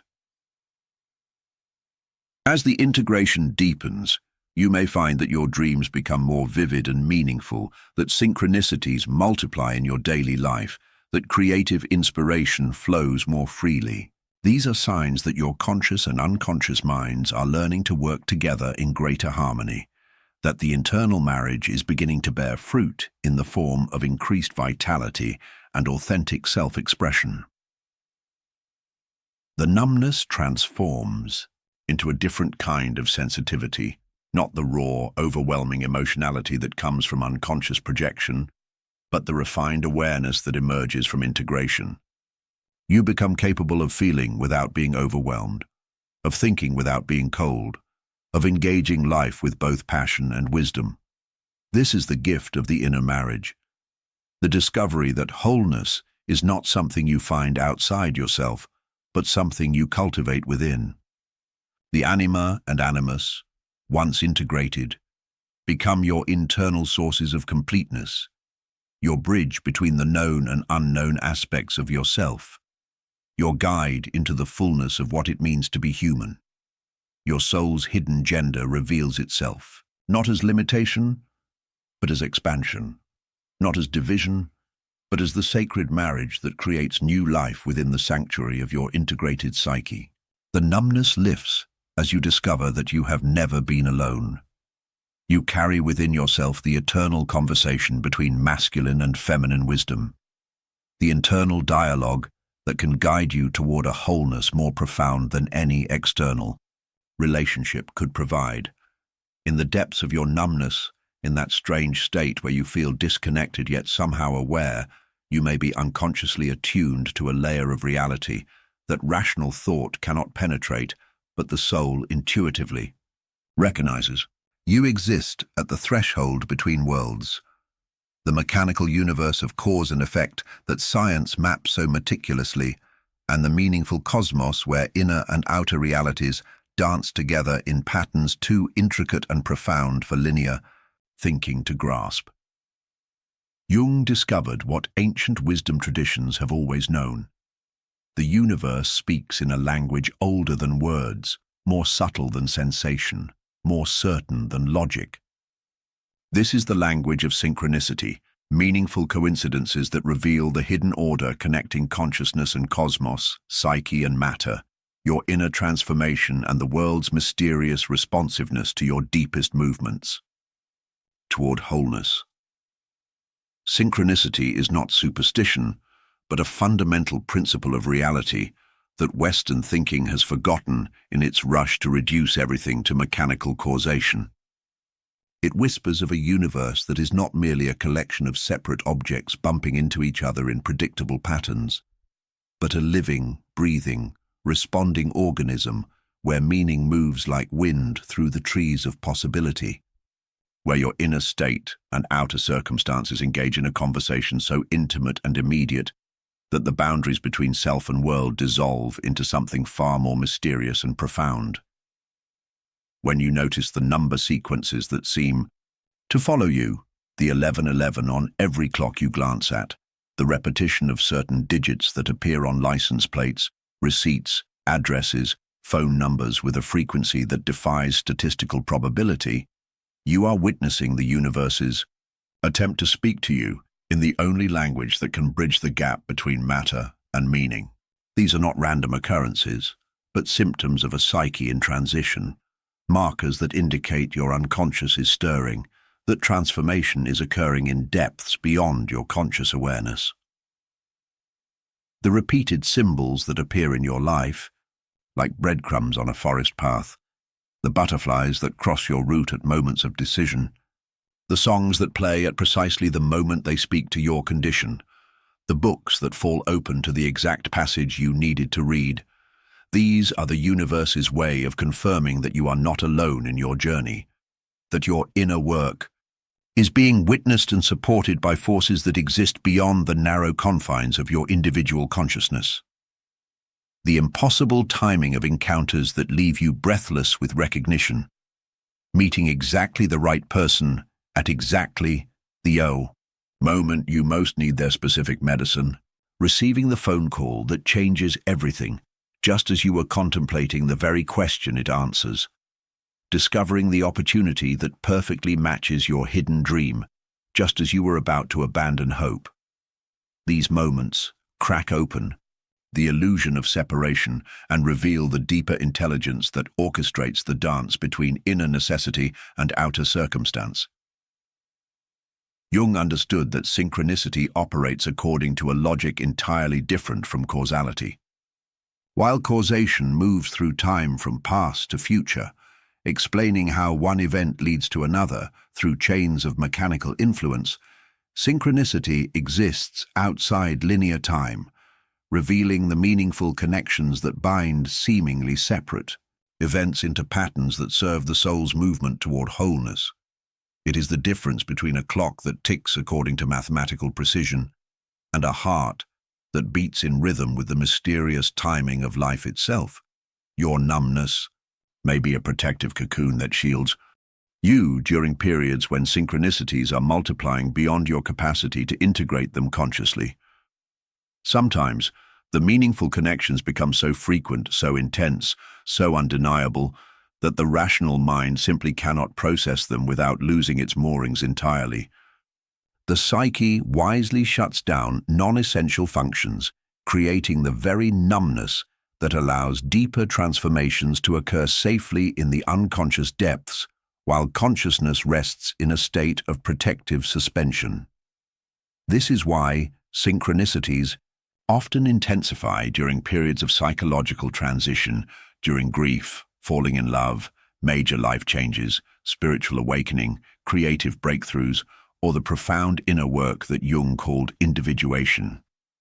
When the deep structures of the psyche are shifting, when old identities are dissolving and new possibilities are being born, the boundary between inner and outer becomes more permeable. Your unconscious movements toward wholeness begin to attract corresponding movements in the world around you, creating the meaningful coincidences that serve as external confirmations of internal transformation. But synchronicity is not magic in the supernatural sense. It is the natural result of what Jung recognized as the fundamental interconnectedness of all existence. At the deepest levels of reality, consciousness and matter are not separate substances, but complementary aspects of a single unified field that responds to meaning as readily as it responds to physical force. Your thoughts, feelings, dreams, and unconscious contents exist not in isolation, but as part of a vast web of relationship that includes everything from quantum particles to distant galaxies. When your psyche moves toward greater consciousness, toward healing, toward authentic self-expression, this movement creates ripples in the field of meaning that extends far beyond your individual boundaries. Other people, circumstances, opportunities, and even seemingly inanimate objects begin to align themselves with your deepest trajectory toward wholeness. It is as if the universe itself conspires to support your authentic becoming, providing exactly the experiences, encounters, and insights you need at exactly the moment you are ready to receive them. This is not wishful thinking, but a recognition that meaning is as fundamental a force in the universe as gravity or electromagnetism. Just as physical objects attract each other according to their mass and energy, psychological contents attract corresponding experiences according to their meaning and intensity. The stronger your unconscious movement toward a particular realization or transformation, the more powerfully it draws the outer circumstances that can facilitate that inner process. Consider how synchronicity operates in the realm of relationships. When you are ready for a particular kind of connection, not just consciously wanting it, but unconsciously prepared to receive and reciprocate it, the person who embodies exactly what you need for your growth appears in your life with timing that seems miraculous, but is actually the natural result of psychic readiness meeting opportune circumstance. They were always there, but you could not see them until your inner development reached the point where recognition became possible. The same principle operates in every area of life.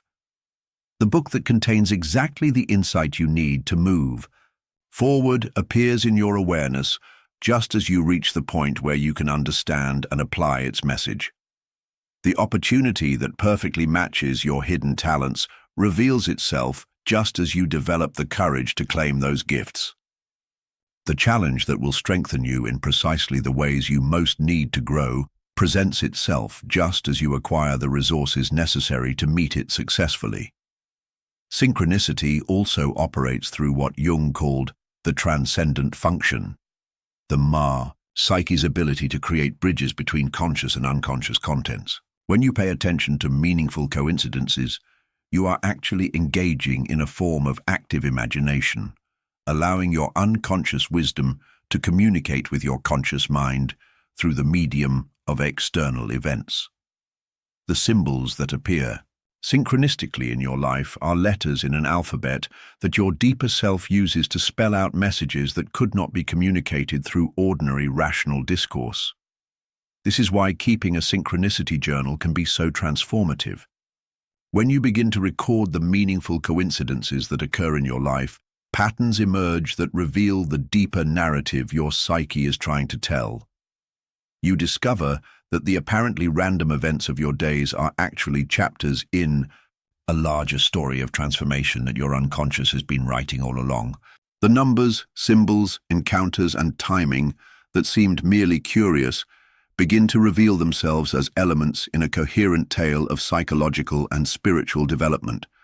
But synchronicity requires a particular quality of attention, what Jung called symbolic attitude, the ability to see through surface appearances to the deeper meanings that events carry.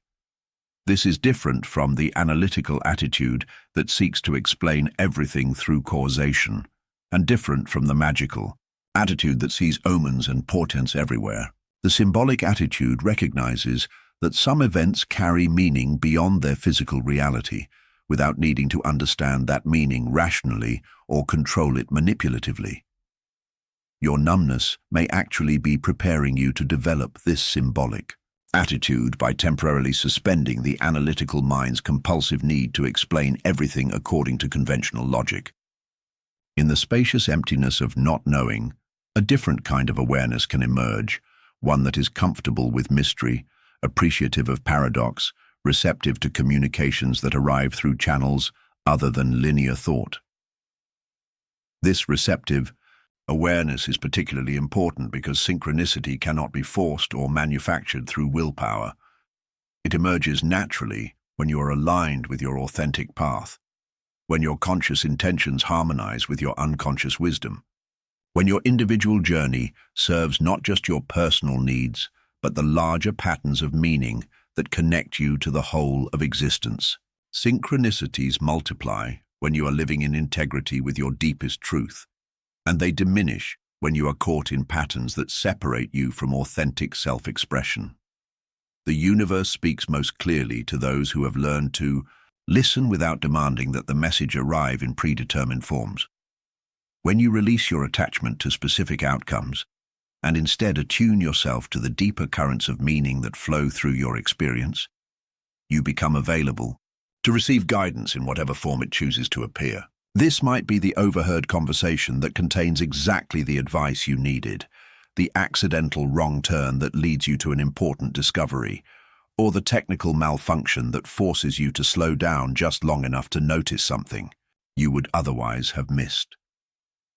Synchronicity also reveals itself through what Jung called constellation, the way unconscious contents draw to themselves the people and circumstances that can activate and express them. When you are unconsciously ready for a particular realization or transformation, your psyche begins to attract or notice everything in your environment that relates to that emerging content. You suddenly see references to the same concept everywhere, meet multiple people who are dealing with similar issues, encounter the same themes in books, movies, conversations, and dreams.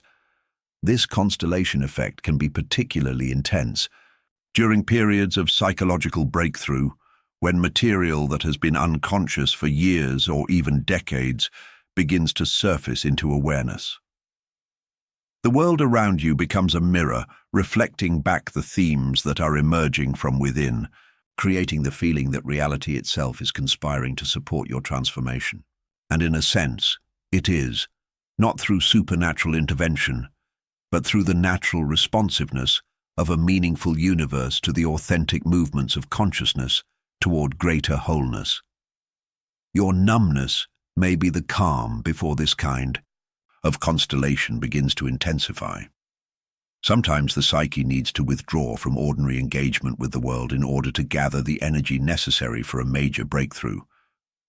The apparent emptiness you feel may actually be fullness preparing to overflow, the silence that precedes a symphony of synchronicities that will guide you toward your next level of development. But synchronicity also serves a collective function, revealing the ways your individual transformation connects to and serves larger patterns of meaning that extend far beyond your personal boundaries. When you follow the guidance of meaningful coincidences, you often find yourself serving purposes that you could not have planned or predicted, helping others in ways that emerge spontaneously from the situations synchronicity brings you into, contributing to collective healing through the simple act of living your authentic truth. This is perhaps the most profound aspect of synchronicity. It reveals that your individual journey toward wholeness is simultaneously a contribution to the larger evolution of consciousness itself. Your personal healing becomes impersonal healing. Your individual awakening serves collective awakening. The synchronicities that guide your path toward authentic self-expression simultaneously weave you into the larger tapestry of meaning that connects all beings in a web of mutual support and reciprocal blessing. You, during periods when synchronicities are multiplying beyond your capacity to integrate them consciously.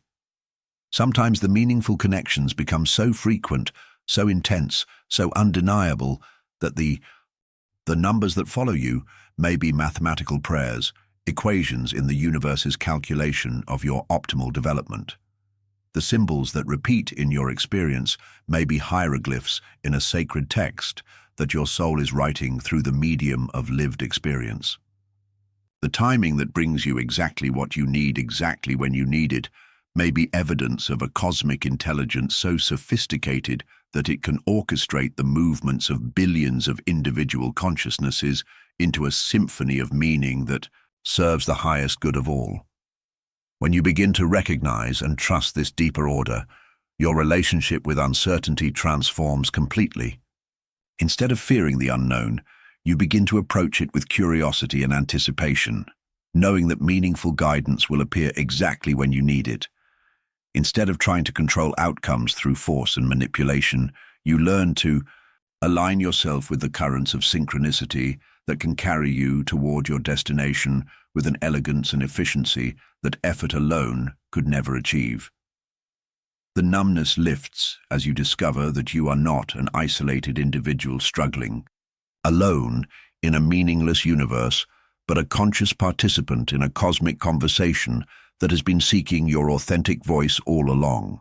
The awareness that initially felt disconnected reveals itself as actually hyper-connected, attuned to frequencies of meaning that ordinary consciousness cannot detect, but the awakening soul receives as clearly as music. Synchronicity becomes your teacher, your guide, your confirmation that you are on the right path. It whispers that consciousness and cosmos are not separate entities, but complementary aspects of a single, intelligent process that delights in meaningful connection, that celebrates authentic expression, that conspires with infinite creativity to support every sincere movement toward truth, wholeness, and love. In learning to read the universe's secret language, you discover that you have never been alone, never been lost, never been without guidance.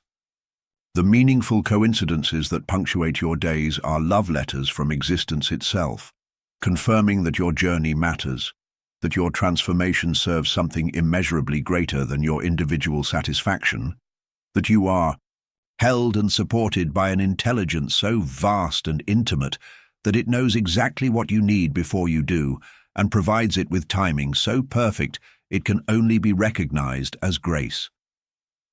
There comes a moment in the soul's journey when the masks begin to slip, not because they are torn away by force, but because the weight of pretending becomes unbearable.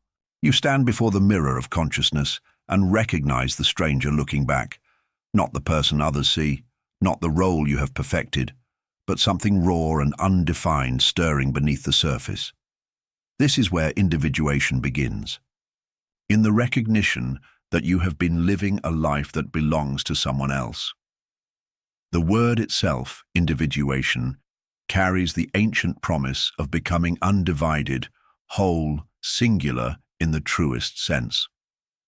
Not the singularity of isolation, but the singularity of authenticity. Like a river that has been forced through artificial channels, finally finding its natural course. Individuation is the soul's return to its own true flow. But this return is not simple. It is not a matter of discarding false selves and discovering a pre-existing true self waiting beneath. It is instead a process of creation, the conscious participation in becoming who you were always meant to be. Jung understood that we begin life as potential, not as actualized beings. The infant carries within its small form all the archetypal possibilities of human experience, the capacity for love and hatred, creation and destruction, wisdom and folly, courage and fear. But as we grow, society shapes us with its expectations, rewards certain expressions while punishing others, until we learn to present only those aspects of ourselves deemed acceptable. The persona, that careful construction we wear in the world, becomes so familiar that we mistake it for our true face. Yet underneath this social self, the authentic being continues to grow in darkness, like a seed buried too deep in soil. Your numbness, that strange disconnection from your own experience, may be the first signal that this buried self is stirring. Numbness is often the ego's last, desperate attempt to maintain control, to keep the status quo intact even as deeper forces press for emergence. It is the psyche's anesthesia against the pain of transformation. For individuation is not comfortable. It demands that you face the terrifying truth that much of what you believed about yourself was borrowed, inherited, imposed from, without rather than discovered from within. The values you thought were yours may belong to your parents. The dreams you chase may be society's dreams wearing your face. The person you present to the world may be a masterpiece of adaptation, but a betrayal of essence. This recognition brings with it a peculiar kind of grief, not the grief of loss, but the grief of never having been. How do you mourn a self you never knew? How do you grieve for authenticity you never tasted? This is the sorrow that often accompanies the first stages of individuation, the melancholy awareness that you have been absent from your own life, that years have passed in which you performed your existence rather than lived it. But grief, when honored, becomes the doorway to depth. In acknowledging what has been false, space opens for what is true. In recognizing the persona's limitations, you create room for the self's emergence. This is why individuation often begins with a kind of death, not physical death, but the psychological death of old identities, outdated roles, borrowed dreams. The alchemists called this the negredo, the blackening, the necessary dissolution that precedes transformation. Your numbness may be this process already at work. When the old forms of meaning no longer satisfy, when the familiar sources of identity feel empty, when you find yourself going through the motions of a life that no longer fits, the psyche sometimes responds by withdrawing its energy, creating a protective numbness that allows the deeper process to unfold. It is as if consciousness retreats inward to tend to the work of reconstruction, leaving the surface personality to function on automatic, while the real transformation happens in the depths. This inward turn can be frightening to those around you and frightening to the ego itself. Others may interpret your withdrawal as depression, your questioning as ingratitude, your search for authenticity as selfishness. The ego, too, resists the dissolution of its carefully constructed identity, preferring the security of the known false self to the uncertainty of authentic becoming. It will offer 1,000 compromises. Stay as you are, just make small adjustments. Don't question everything. Think of your responsibilities, your reputation, what others expect. But the call to individuation once heard, is not easily silenced. It comes from the deepest layers of the psyche, from what Jung called the self, that archetypal center that orchestrates psychological wholeness. The self knows your true nature as the ego cannot, sees the larger pattern of your becoming while the ego fixates on immediate concerns. It is the self that initiates the process of individuation, often through circumstances that force us to question our assumptions. Loss, crisis, unexpected opportunity, or simply the gradual erosion of satisfaction with a life lived according to others' blueprints. The journey inward that individuation requires is not a retreat from life, but a descent to its source. Like the hero in ancient myths who must journey to the underworld to retrieve some precious treasure, you must descend into your own psychological depths to recover your authentic nature. This descent takes you through regions the persona prefers to ignore. The shadow lands where your disowned aspects wait, the ancestral chambers where family patterns repeat themselves, the cultural layers where collective assumptions shape individual choice. In these depths, you encounter not only what you have rejected about yourself, but what you have never allowed yourself to become. The introvert discovers their capacity for bold expression. The eternal helper recognizes their own need for care. The rational mind encounters the wisdom of intuition. The spiritual seeker confronts their earthly desires. Individuation is not about becoming pure or perfect. It is about becoming complete, integrating the full spectrum of your human potential. This integration cannot happen through thought alone. It requires what Jung called active imagination, a conscious engagement with the unconscious contents that arise during this process. Dreams become letters from your authentic self.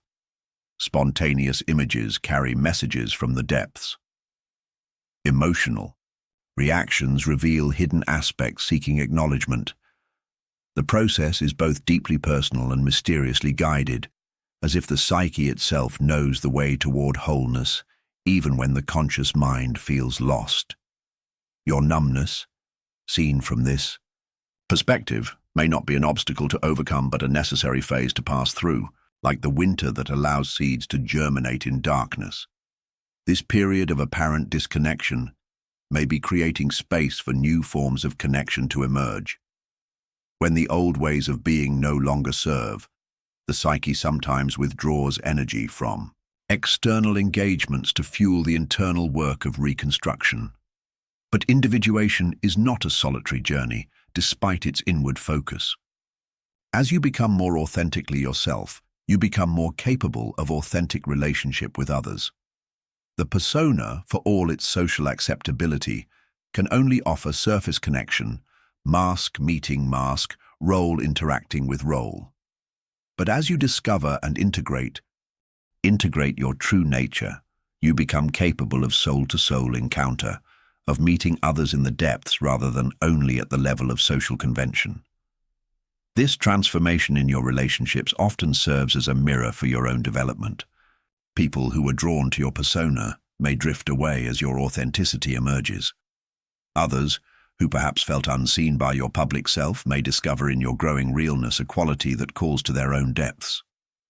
Some relationships will deepen as you bring more of your true self to them. Others will reveal themselves as based primarily on mutual personas rather than genuine affinity. The process is not without its loneliness. There are periods in individuation when you feel suspended between worlds, no longer able to inhabit your old identity but not yet fully established in your new one. You may feel like a stranger to yourself, unclear about your preferences, uncertain about your direction, questioning choices that once seemed obvious. This is the liminal space where transformation occurs, and it requires a quality that the modern world little values: patience with uncertainty. Our culture prefers quick fixes, immediate results, clear answers. But individuation unfolds according to its own timing, following the organic rhythms of psychological growth rather than the mechanical pace of technological progress.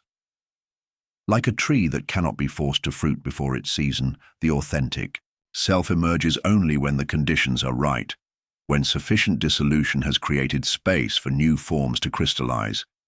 This organic timing means that you cannot will yourself into authenticity any more than you can will a flower to bloom. What you can do is create conditions conducive to growth, honest self-examination, courageous facing of uncomfortable truths, willingness to release attachments to false securities, openness to guidance from sources beyond the rational mind. You can tend the garden of consciousness with attention and care, but you cannot force the harvest. The numbness you experience may be this process protecting itself from premature exposure. Like a developing photograph that must remain in the darkness until the image fully forms, your authentic self may need this period of apparent disconnection to complete its emergence. Forcing feeling too soon, trying to return to old patterns of engagement before the deeper work is done, can interfere with the natural unfolding that wants to occur. Trust then becomes essential. Trust in the process, even when you cannot see its direction. Trust in the wisdom of the psyche, even when its methods seem strange. Trust in your own capacity for transformation, even when you feel most lost. This is not blind faith, but earned trust, based on observing the intelligence that governs all natural processes, from the healing of wounds to the changing of seasons. As individuation progresses, you begin to notice subtle shifts in your relationship to yourself and others. Decisions that once created anxiety now feel clear. Situations that used to trigger automatic reactions now offer opportunities for conscious choice. The voice of your authentic self, at first barely audible beneath the clamor of social conditioning, grows stronger and more distinct. You discover that you have preferences you never acknowledged, values that differ from those you inherited, dreams that have been waiting patiently for your permission to emerge.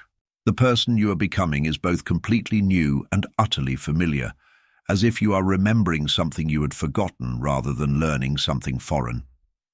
This is the paradox at the heart of individuation.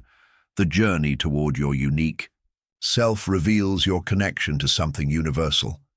As you become more specifically yourself, you simultaneously discover your kinship with all beings who have undertaken this same courage, the courage to become real. Your individual path leads not to isolation, but to authentic community, to relationships based on truth rather than convenience, to contributions that emerge from your genuine gifts rather than imposed obligations. The process transforms not only how you see yourself, but how you understand your place in the larger web of existence. You begin to sense the ways your authentic self serves purposes larger than personal satisfaction, how your unique gifts answer needs in the world that only you can meet. Individuation is not self-centered but self-sourced, rooted in your own truth, but flowering in service to life itself. Your numbness, then, may be the chrysalis from which your true nature is preparing to emerge.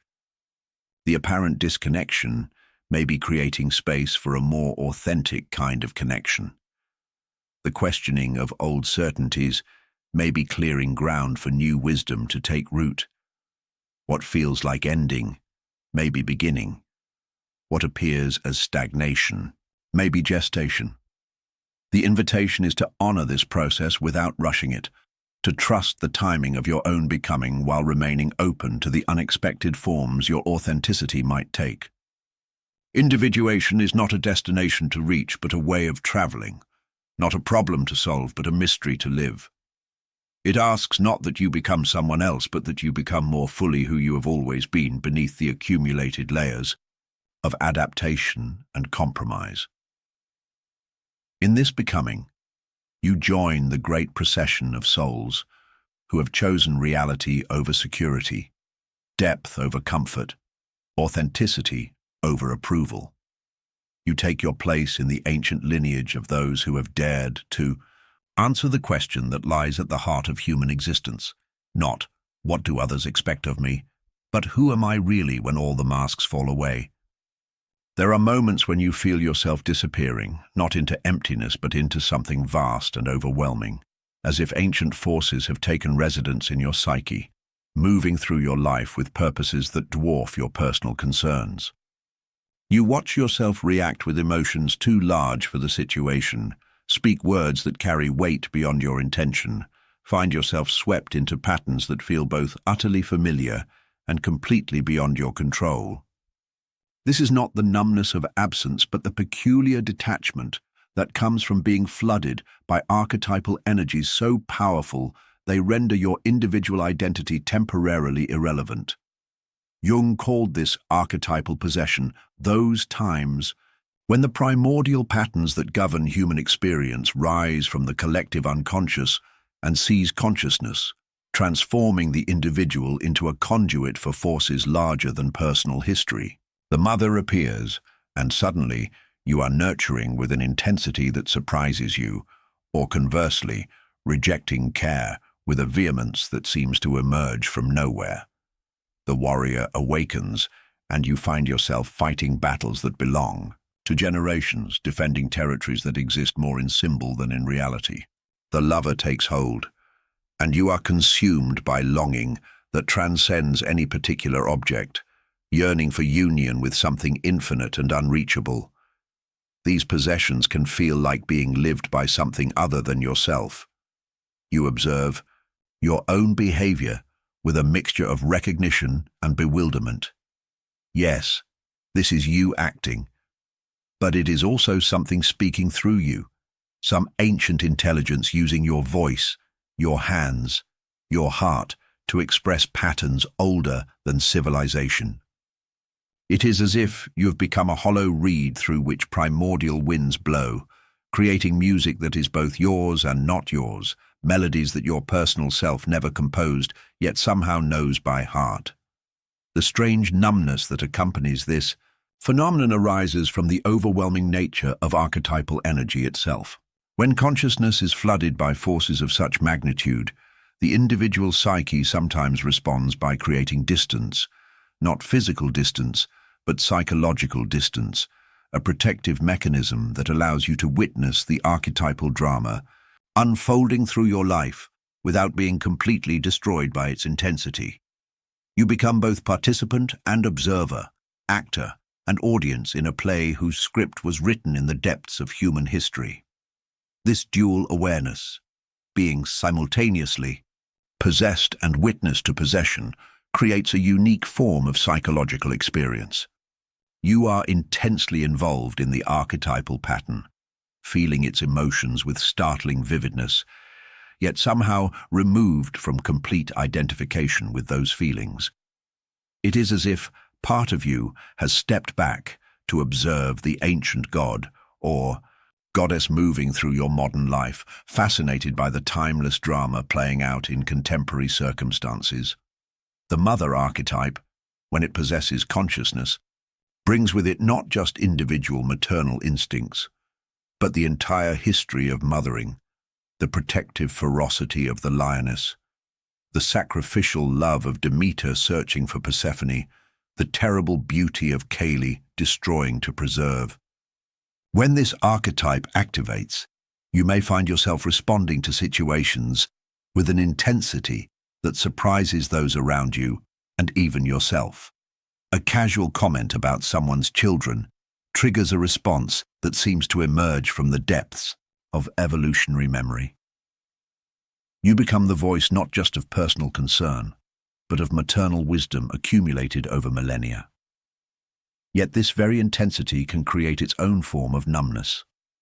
When emotions are too large for the vessel of individual personality, consciousness sometimes responds by creating a buffer zone, a psychological shock absorber that prevents complete overwhelm. You feel the archetypal energy moving through you, but with a quality of remove, as if watching yourself from a slight distance. This is not dissociation in the pathological sense, but rather a healthy protective mechanism that allows consciousness to engage with archetypal material without being annihilated by it. The warrior archetype brings its own particular form of posis. The mother archetype, when it possesses consciousness, brings with it not just individual maternal instincts, but the entire history of mothering, the protective ferocity of the lioness, the sacrificial love of Demeter searching for Persephone, the terrible beauty of Kali destroying to preserve. When this archetype activates, you may find yourself responding to situations with an intensity that surprises those around you and even yourself. A casual comment about someone's children triggers a response that seems to emerge from the depths of evolutionary memory. You become the voice not just of personal concern, but of maternal wisdom accumulated over millennia. Yet this very intensity can create its own form of numbness. When emotions are too large for the vessel of individual personality, consciousness sometimes responds by creating a buffer zone, a psychological shock absorber that prevents complete overwhelm. You feel the archetypal energy moving through you, but with a quality of remove, as if watching yourself from a slight distance. This is not dissociation in the pathological sense, but rather a healthy protective mechanism that allows consciousness to engage with archetypal material without being annihilated by it. The warrior archetype brings its own particular form of possession. When this primordial pattern activates, you find yourself ready for battles that may exist more in the archetypal realm than in immediate circumstances. The energy of the crusader, the champion, the defender of sacred principles moves through your psyche, and suddenly minor disagreements become matters of honor. Small injustices trigger responses proportionate to great wrongs. Everyday conflicts tap into the vast reservoir of humanity's struggle against oppression and darkness. This archetypal possession can be both empowering and exhausting. On one hand, you find yourself capable of courage and determination you didn't know you possessed. On the other hand, the intensity of the warrior's energy can leave you feeling drained, as if you have been channeling forces too large for sustainable human engagement. The numbness that sometimes follows these experiences is like the exhaustion after a storm, not empty numbness, but the quiet that comes after great forces have moved through the landscape of consciousness. The lover archetype creates perhaps the most recognizable form of possession in human experience. When this pattern activates, desire becomes not just personal longing, but participation in the cosmic force that draws all things toward unity. You find yourself yearning not just for a particular person, but for connection itself, for the dissolution of boundaries that separate self from other, individual from universe. This is why archetypal love often feels both ecstatic and melancholic. Ecstatic because it touches the fundamental energy that moves the stars. Melancholic because no single relationship can contain the infinity toward which the lover reaches. Enantiodromia, the grip of this archetype. You may find yourself writing poetry you didn't know you could write, feeling emotions that seem to encompass all the lovers who have ever lived, experiencing both the union and separation that define the human condition. Yet here too, the intensity can trigger its own protective mechanisms. The psyche creates enough distance to prevent complete merger, enough separation to maintain some thread of individual identity even as you are swept into experiences that transcend personal boundaries. The sage archetype brings wisdom that feels ancient and impersonal, as if speaking through you rather than from you. When this pattern is active, you may find yourself knowing things you've never studied, offering insights that surprise your conscious mind, speaking truths that feel both original and utterly familiar. The sage connects you to the accumulated wisdom of humanity, to understanding that transcends personal learning and individual experience. But possession by the sage can also create a peculiar isolation. When you are channeling archetypal wisdom, you may feel disconnected from your own personal concerns, as if viewing human problems from a height that makes individual suffering seem both real and somehow illusory. This is not callousness, but the natural result of consciousness expanding beyond personal boundaries. The numbness here is like the clarity that comes from great altitude. Everything is visible, but personal emotional engagement becomes more difficult. Each archetype carries within it both creative and destructive potential. The mother can become the devouring mother, consuming what she claims to protect. The warrior can become the destroyer, fighting not for justice, but for the intoxication of conflict itself. The lover can become the possessor, demanding union, while destroying the beloved through the very intensity of desire.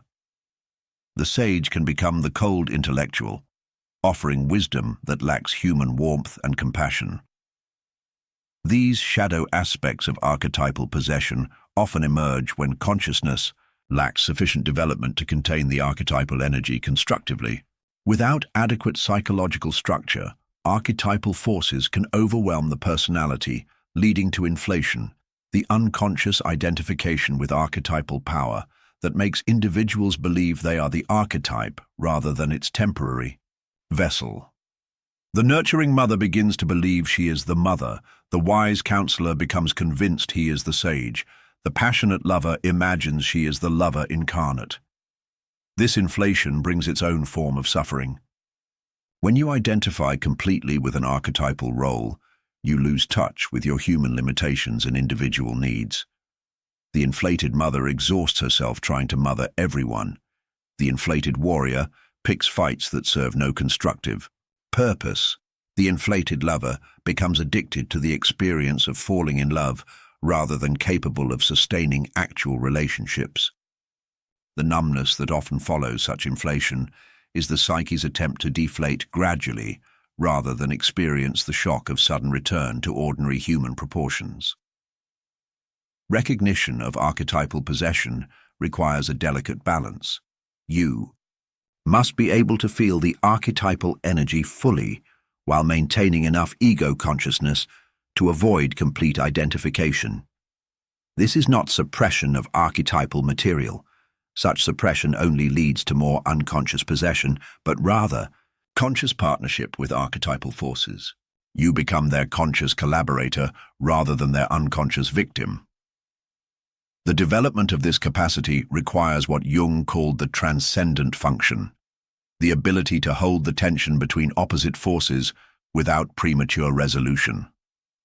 In the case of archetypal possession, this means holding the tension between personal identity and archetypal identification, between individual consciousness and collective patterns, between human limitations and transpersonal energies. Your awareness of being possessed, strange as it may seem, is actually a sign of psychological health. When archetypal patterns operate completely unconsciously, individuals have no sense of being influenced by forces beyond their personal psychology. They simply act out archetypal dramas while believing their responses are entirely personal and rational. The capacity to observe archetypal possession while experiencing it suggests that consciousness has developed sufficient strength and flexibility to engage with transpersonal material without being completely overwhelmed.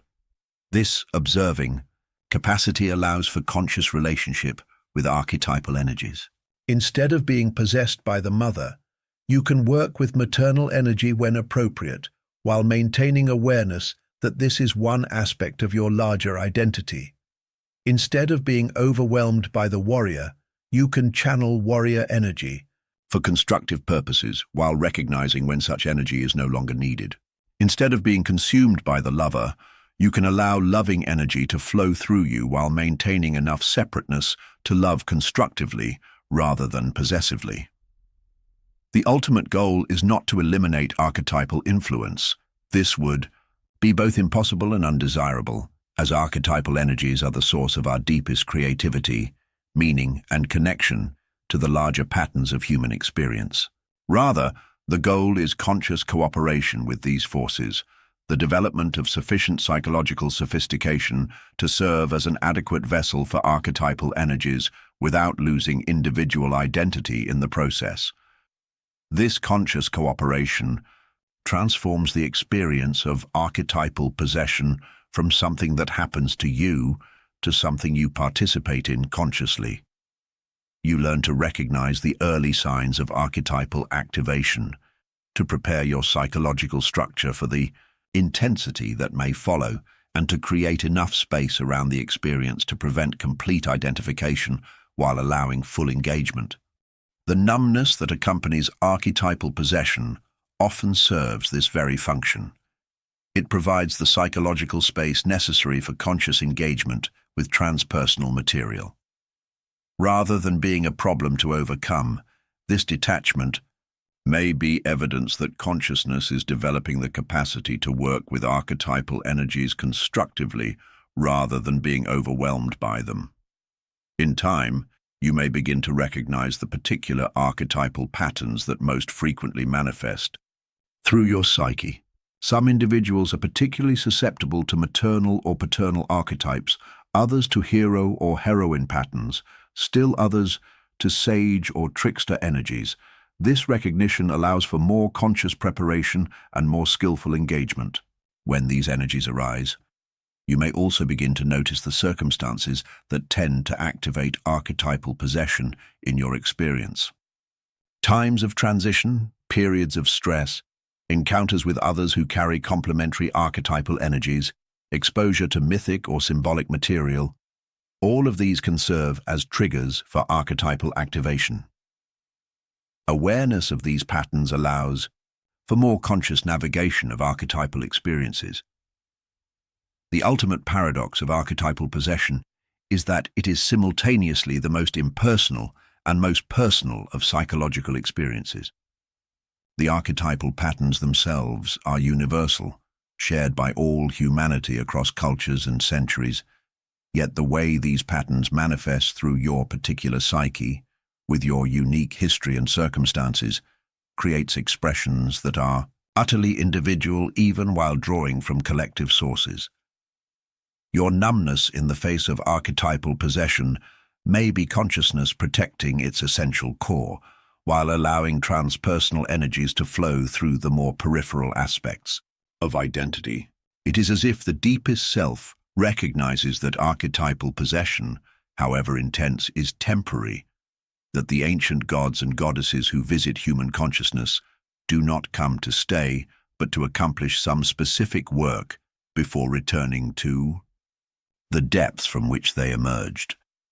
This understanding can transform your relationship to archetypal experiences from one of helpless confusion to one of grateful participation. You recognize yourself as chosen to serve as a temporary vessel for energies larger than individual life, and you learn to offer your consciousness as a clear channel for their expression while maintaining enough separateness to ensure that when their work is complete, you remain intact and capable of resuming your ordinary human concerns. The great gift of conscious archetypal engagement is that it connects you to the mythic dimension of existence, to the recognition that your individual life participates in patterns and meanings that transcend personal biography. Your struggles are not merely private difficulties, but expressions of eternal human themes. Your love participates in the cosmic force that draws all separated things toward unity. Your conflicts engage the eternal tension between order and chaos, growth and stability, individual needs and collective requirements. In this recognition, even your numbness becomes sacred, not emptiness, but the spaciousness necessary to contain forces too large for ordinary consciousness. You discover that you are simultaneously utterly unique and completely connected to the great patterns that weave through all human experience, both irreplaceable in your individual expression and part of something infinitely larger than personal. Identity. The archetypal dimension of existence does not diminish the importance of individual development.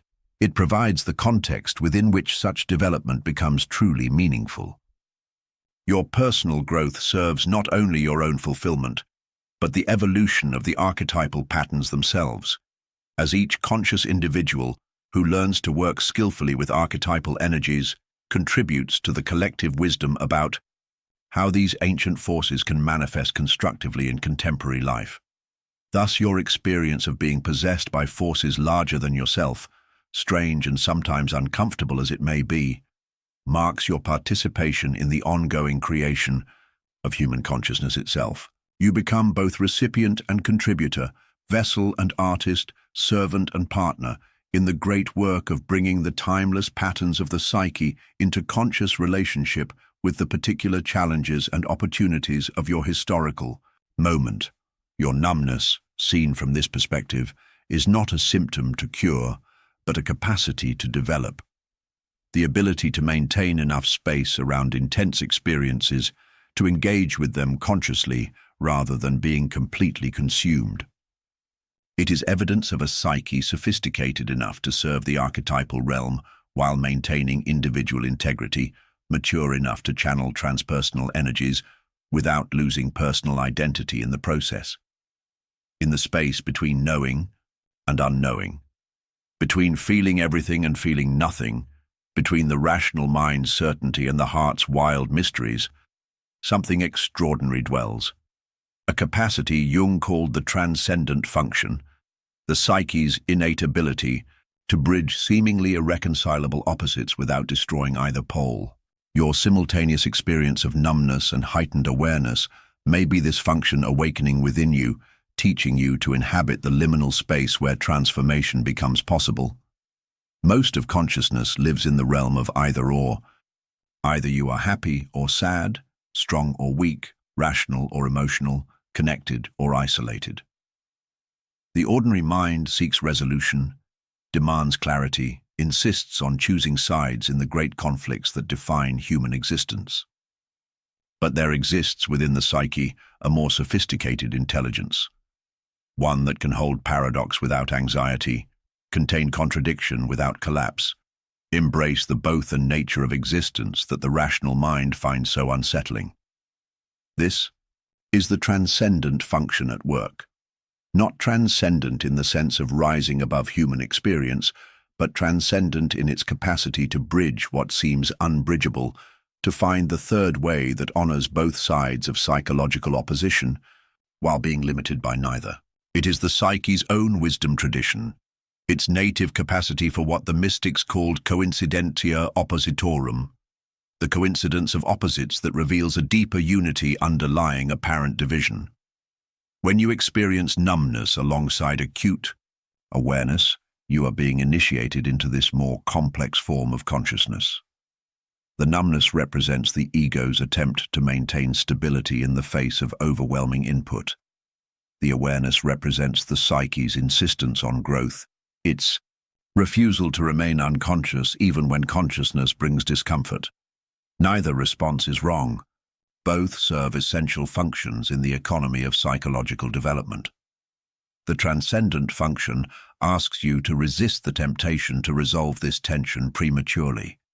Instead of asking, how can I stop being numb, or how can I stop being so aware, the deeper question becomes, how can I learn to hold both experiences without being destroyed by their apparent contradiction? This shift in questioning opens entirely new possibilities for engagement with your psychological material. Consider the ancient symbol of the Ouroboros, the serpent eating its own tail, representing the eternal cycle of destruction and creation, ending and beginning. At first glance, this appears to be an image of futility. The serpent destroys itself in the very act of nourishing itself.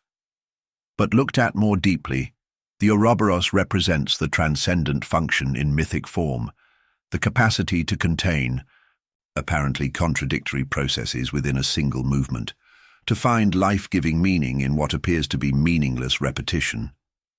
Your psychological experience may mirror this ancient wisdom. The very numbness that seems to cut you off from life may be creating space for a new form of aliveness to emerge. The awareness that brings distress may simultaneously be preparing you for a deeper form of peace. The apparent contradiction between feeling nothing and perceiving everything may be the tension necessary to birth a third way of being that transcends both emotional overwhelm and emotional shutdown. This third way cannot be thought into existence. It must be lived into being. The transcendent function operates not through intellectual understanding, but through what Jung called active imagination, the conscious engagement with unconscious contents in a way that allows new possibilities to emerge from their interaction. This is not fantasy or wishful thinking, but a disciplined practice of paying attention to the space between opposites, learning to recognize the creative potential that exists in psychological tension. When you notice yourself caught between numbness and hypersensitivity, you might begin to ask different questions. Instead of, which of these is the real me, you might wonder, what is trying to be born from the marriage of these opposites? Instead of, how can I get rid of this contradiction? You might inquire, what is this tension teaching me about the complexity of human consciousness? These questions invite you into relationship with your psychological material, rather than seeking to overcome or resolve it. They acknowledge that the psyche's apparent contradictions may not be problems to solve, but paradoxes to inhabit, koans designed to expand consciousness beyond the limitations of linear thinking. The transcendent function often manifests first as a capacity to witness internal conflict without immediately taking sides. You learn to observe the part of you that wants to shut down alongside the part that cannot stop feeling, to notice the voice demanding certainty while honoring the I, wisdom that embraces mystery. This witnessing is not detached observation, but engaged presence. You remain fully involved in your experience while simultaneously maintaining enough perspective to see the larger pattern of which each element is a part. This developing capacity for conscious paradox begins to transform your relationship not only to internal experience, but to external relationships and circumstances. You become less invested in being right and more interested in being whole. You discover that you can love someone while acknowledging their limitations, commit yourself to causes while maintaining flexibility about methods, hold strong convictions while remaining open to new information. The transcendent function reveals that many of the conflicts that seem to require choosing sides are actually invitations to develop greater psychological sophistication. The tension between independence and intimacy, for instance, may not require you to choose between being autonomous or connected, but rather to discover ways of being that honor both needs simultaneously. The apparent opposition between spiritual seeking and worldly engagement may resolve not through choosing one over the other, but through finding forms of engagement that serve both spiritual development and practical effectiveness. This is particularly relevant to the numbness-awareness paradox you may be experiencing. Rather than viewing these as incompatible states requiring resolution, the transcendent function suggests they may be complementary aspects of a more complex form of consciousness trying to emerge. The numbness may provide the stability necessary to contain intense awareness without being overwhelmed. The awareness may provide the sensitivity necessary to prevent numbness from becoming permanent disconnection. Jung observed that the transcendent function often emerges most clearly during periods of psychological crisis or transition, times when the old ways of organizing experience no longer work, but new forms have not yet crystallized.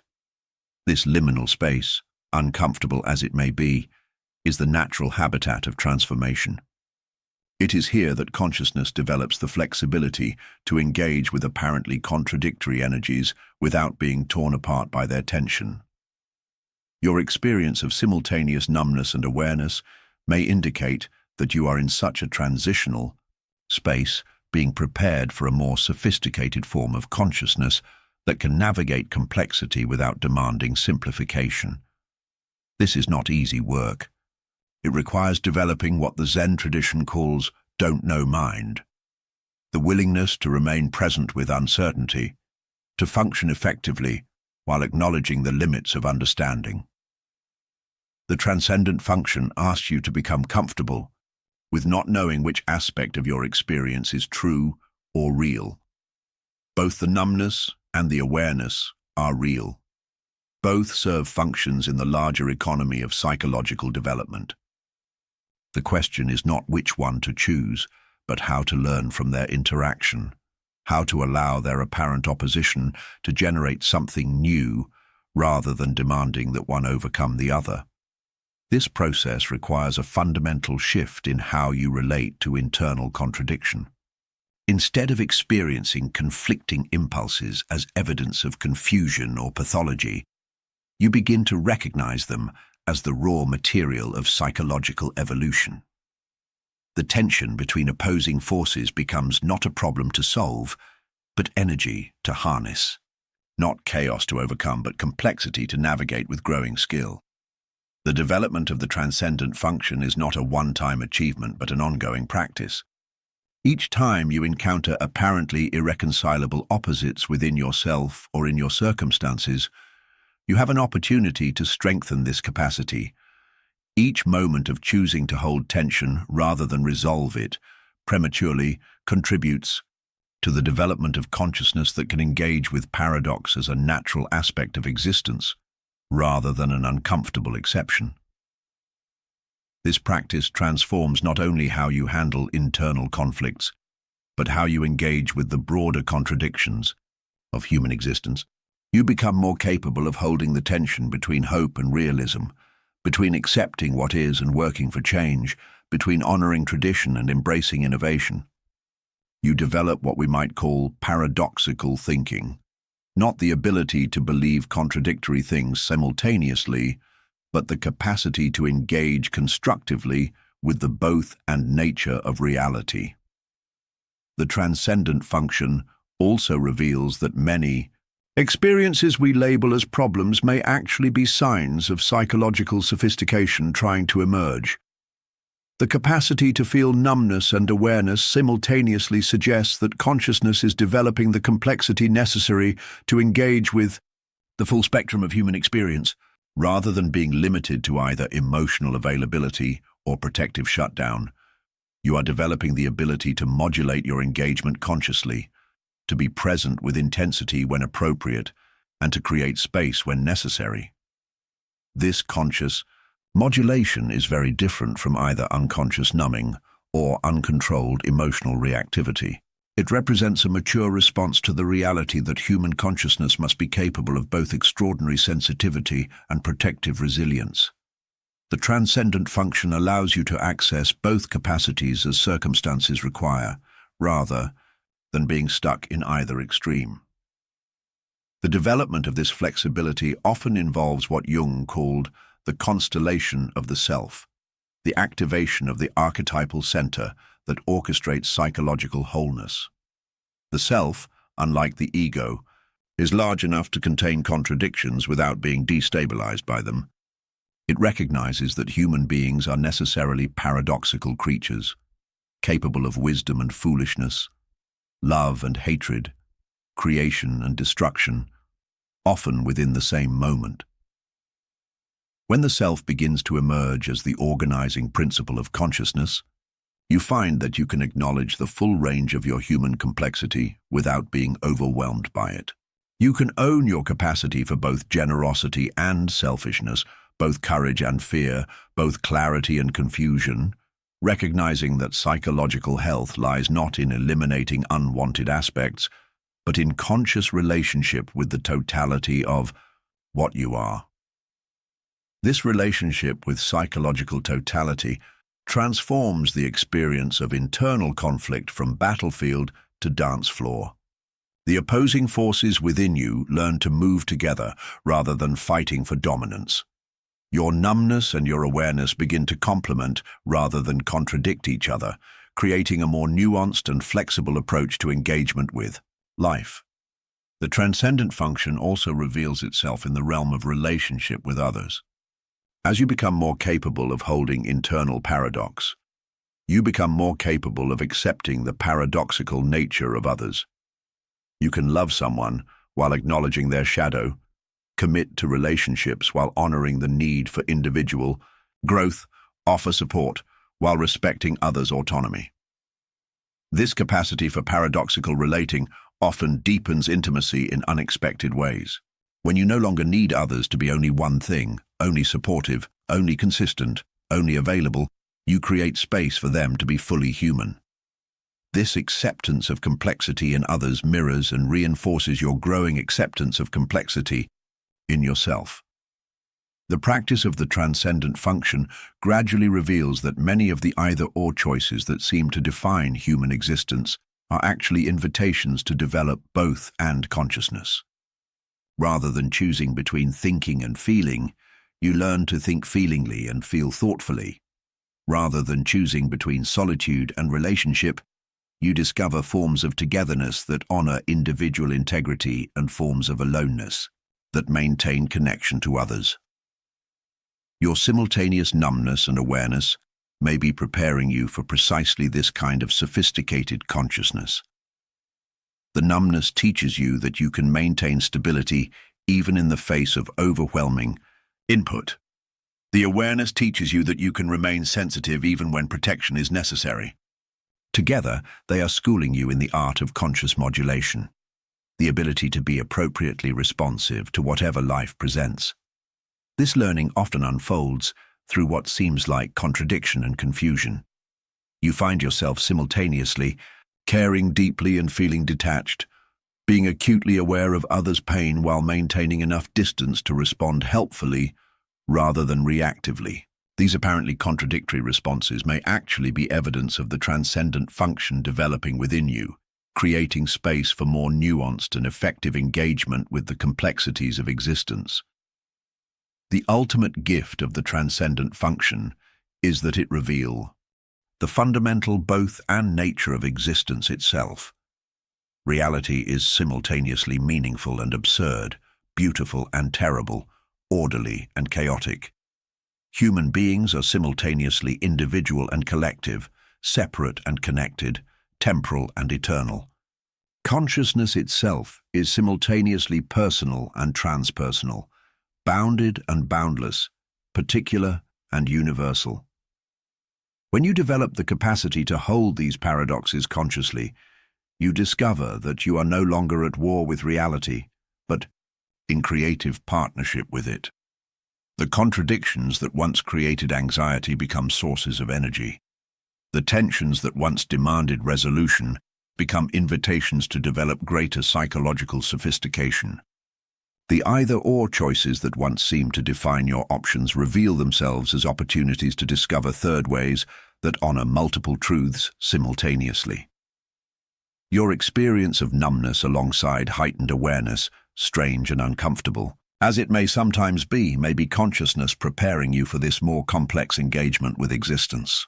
Rather than a problem to overcome, it may be a capacity to develop, the ability to remain present with the full spectrum of human experience without being destroyed by its intensity or complexity. In learning to navigate this paradox consciously, you join the ranks of those who have discovered that psychological maturity lies not in the elimination of contradiction, but in the conscious integration of opposing forces. You become capable of what the mystics called dynamic stillness, the ability to remain centered while fully engaged, peaceful while passionate, wise while continuing to learn.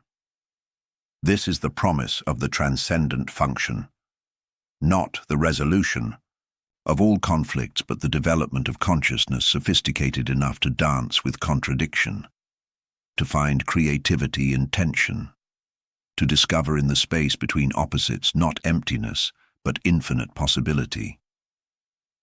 There comes a moment in the depths of numbness when you realize that you are not alone in the cavern of your inner life. Something moves in the shadows beyond the reach of conscious thought, something that has been trying to speak to you through the static of your rational mind. Jung discovered what the mystics and shamans had always known, that the psyche is populated by autonomous figures, living symbols that carry the wisdom your ego has forgotten. Active imagination is the sacred art of learning to converse with these inner inhabitants, not as flights of fancy, but as encounters with the deeper intelligence that orchestrates your becoming. When numbness settles like fog across the landscape of your inner world, these figures often grow restless, pressing against the boundaries of awareness like characters in a dream trying to break through into waking consciousness. They speak in the language of symbol and metaphor, in images that bypass the rationale, mind's defenses, and touch something more ancient, more essential. The wise old man appears as a figure of guidance, carrying the accumulated wisdom your ego has rejected. The shadow emerges as the disowned aspects of self, the parts you've banished, to the darkness but which hold vital energy for your wholeness. The anima or animus rises as the soul image, the bridge between conscious and unconscious, the inner other who knows the secrets of your deepest longing. But the rational mind, trained in the harsh mathematics of survival, dismisses these figures as mere fantasy, products of an undisciplined imagination. It builds walls of skepticism and logic, convinced that reality exists only in what can be measured, categorized, and controlled. This is the great tragedy of modern consciousness. We have learned to silence the very voices that could guide us home to ourselves.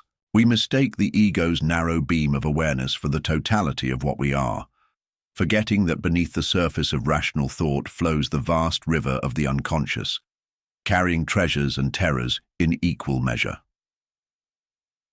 Active imagination requires a kind of conscious dreaming, a deliberate descent into the realm where psyche speaks in its native tongue of image and symbol. You must learn to relax the iron grip of rational control without falling into passive absorption. This is the middle way Jung discovered, neither the rigidity of purely intellectual analysis nor the dissolution of uncritical fantasy, but a conscious participation in the unconscious process. You become both observer and participant, witness and actor in the drama of your own transformation. The practice begins with creating sacred space, a time and place where the usual rules of rational discourse are suspended. You might sit in meditation, walk in nature, or simply close your eyes and allow the mind to soften its focus. The key is to cultivate what Jung called a certain receptive attitude, open enough to receive what emerges, strong enough to engage with it consciously. You learn to watch the screen of inner vision with the same attention you might give to a profound dream, knowing that whatever appears carries meaning beyond its surface form. Often the first figure to emerge is the one you most need to meet. If you have been running from your shadow, the shadow will step forward with its rough wisdom and uncomfortable truths. If you have been disconnected from your instinctual nature, the animal figures may appear, wolves, serpents, birds of prey, carrying the wild energy your civilized persona has rejected. If you have been seeking guidance, the wise old man or woman may emerge from the depths, sometimes in forms borrowed from your cultural heritage, sometimes in entirely personal symbols that speak directly to your soul's condition. The art lies in learning to dialogue with these figures as you would with living beings, because in the psychological sense, they are living beings. They possess their own autonomy, their own perspective, their own agenda. They are not puppets of your conscious will, but autonomous aspects of the total personality, fragments of the self that have been waiting in the wings for their moment, to contribute to the greater symphony of your becoming. When you learn to address them directly, to ask them questions and listen for their responses, you discover that they have been trying to communicate with you all along. The shadow figure, when you finally turn to face it, rarely appears as the monster your ego fears. More often it presents itself as the rejected child, the abandoned artist, the silenced rebel, the unlived life that carries the energy you need for renewal. Why have you ignored me? It might ask.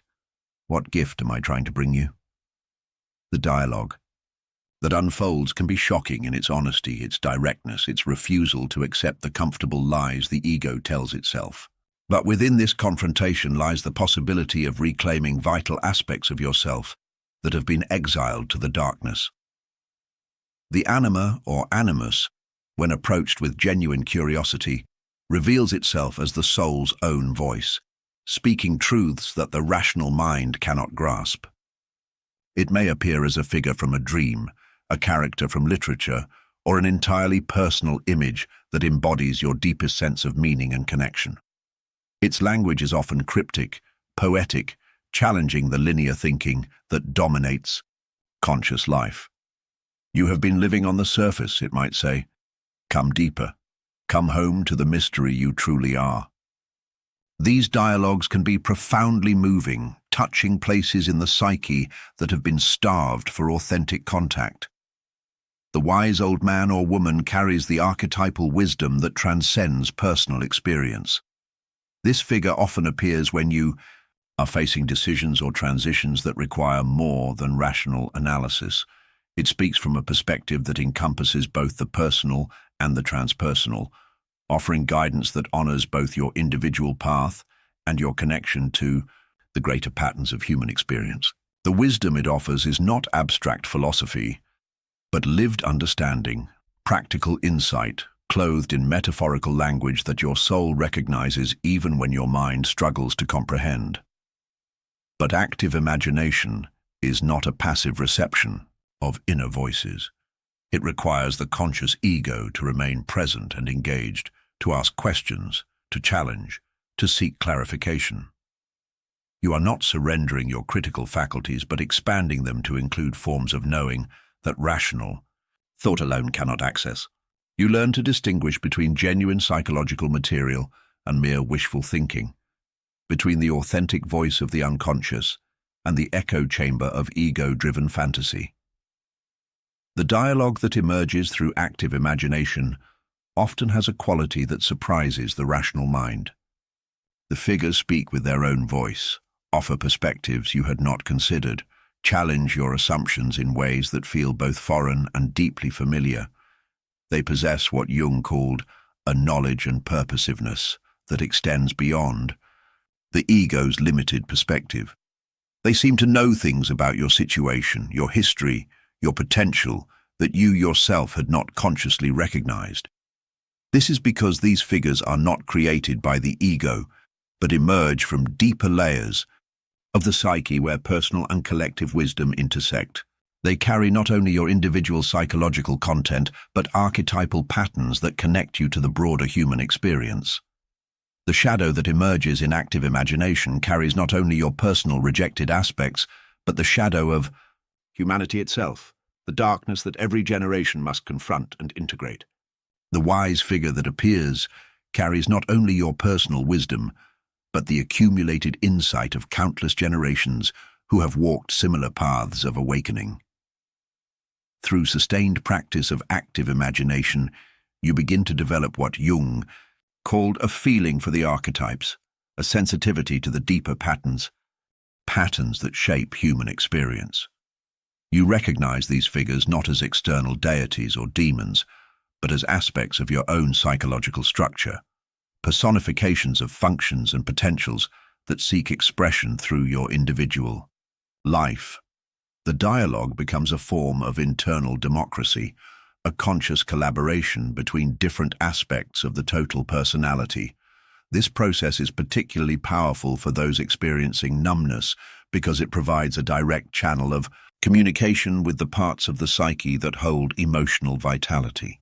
Often what feels like emptiness is actually a disconnection from these inner figures who carry the passion, creativity, and life force that the rational ego has learned to suppress. Through active imagination, you can ask directly, where has my feeling gone? What needs to be expressed? What have I been afraid to face? The answers that emerge can be startling in their clarity and relevance. The shadow figure, when given voice, often reveals that it holds not only your darkness, but your unlived potential. I am the artist you abandoned, it might say. I am the lover you rejected. I am the rebel whose fire you tried to extinguish. The dialogue that follows can lead to a profound reclaiming of disowned aspects of self. A recognition that what you feared as destructive may actually be the very energy you need for renewal and growth. The anima or animus, when approached through active imagination, often serves as a bridge to the deeper layers of the unconscious. It may guide you toward understanding the spiritual dimensions of your numbness, revealing it not as pathology, but as a call to deeper meaning. Your emptiness is sacred, it might whisper. It is the void from which new life emerges. Do not fill it too quickly with distractions. Learn to rest in the pregnant darkness and listen to what wants to be born. But active imagination is not always comfortable or reassuring. The figures that emerge may challenge your self-image, confront You with difficult truths demand changes you are reluctant to make. The wise old man might speak harshly of your compromises and evasions. The shadow might reveal aspects of yourself that you would prefer to keep hidden. The anima or animus might demand a level of authenticity that feels dangerous to your carefully constructed persona. This is where the practice becomes most valuable and most demanding. Active imagination requires what Jung called moral courage, the willingness to face whatever emerges without immediately judging, suppressing, or rationalizing it away. You must learn to hold space for uncomfortable truths, to engage with aspects of yourself that your ego finds threatening or embarrassing. This is not masochistic self-torture, but the necessary work of psychological integration, the gradual process of becoming whole rather than merely good. The figures that emerge in active imagination often carry compensatory messages, perspectives that balance the one-sided attitudes of conscious life. If you have been overly rational, they may speak the language of feeling and intuition. If you have been passive and accommodating, they may embody fierce assertiveness. If you have been disconnected from your body and instincts, they may appear as animal figures calling you back to your primal nature. This compensatory function serves the psyche's drive toward balance and wholeness. Over time, the practice of active imagination begins to change your relationship to the unconscious itself. Instead of seeing it as a chaotic repository of primitive impulses and forgotten memories, you begin to recognize it as a source of wisdom, creativity, and renewal. The figures that emerge become familiar companions on the journey of self-discovery, trusted advisors who offer perspectives that complement and challenge the ego's limited viewpoint. This shift has profound implications for how you experience numbness and disconnection. Instead of seeing these states as purely negative conditions to be overcome, you begin to recognize them as invitations to deeper dialogue with yourself. The emptiness becomes sacred space where inner figures can emerge without the usual noise of mental activity. The silence becomes not absence but pregnant potential, the womb of new psychological life.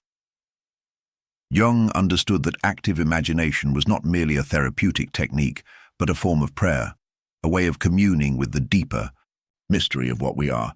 Through sustained dialogue with the unconscious, you begin to experience yourself as more than the narrow beam of ego consciousness, more than the roles and identities that define your social existence. You touch what Jung called the self, the archetype of wholeness that orchestrates the process of individuation from depths beyond rational understanding. The religious dimensions of active imagination become apparent as the practice deepens. You are not simply talking to yourself, but engaging with transpersonal dimensions of the psyche that connect you to something greater than your individual existence. The figures that emerge often carry numinous quality, a sense of sacred presence that transforms the very space in which the dialogue occurs. You begin to understand why Jung spoke of the unconscious as having its own religious function, its own orientation toward transcendence and meaning.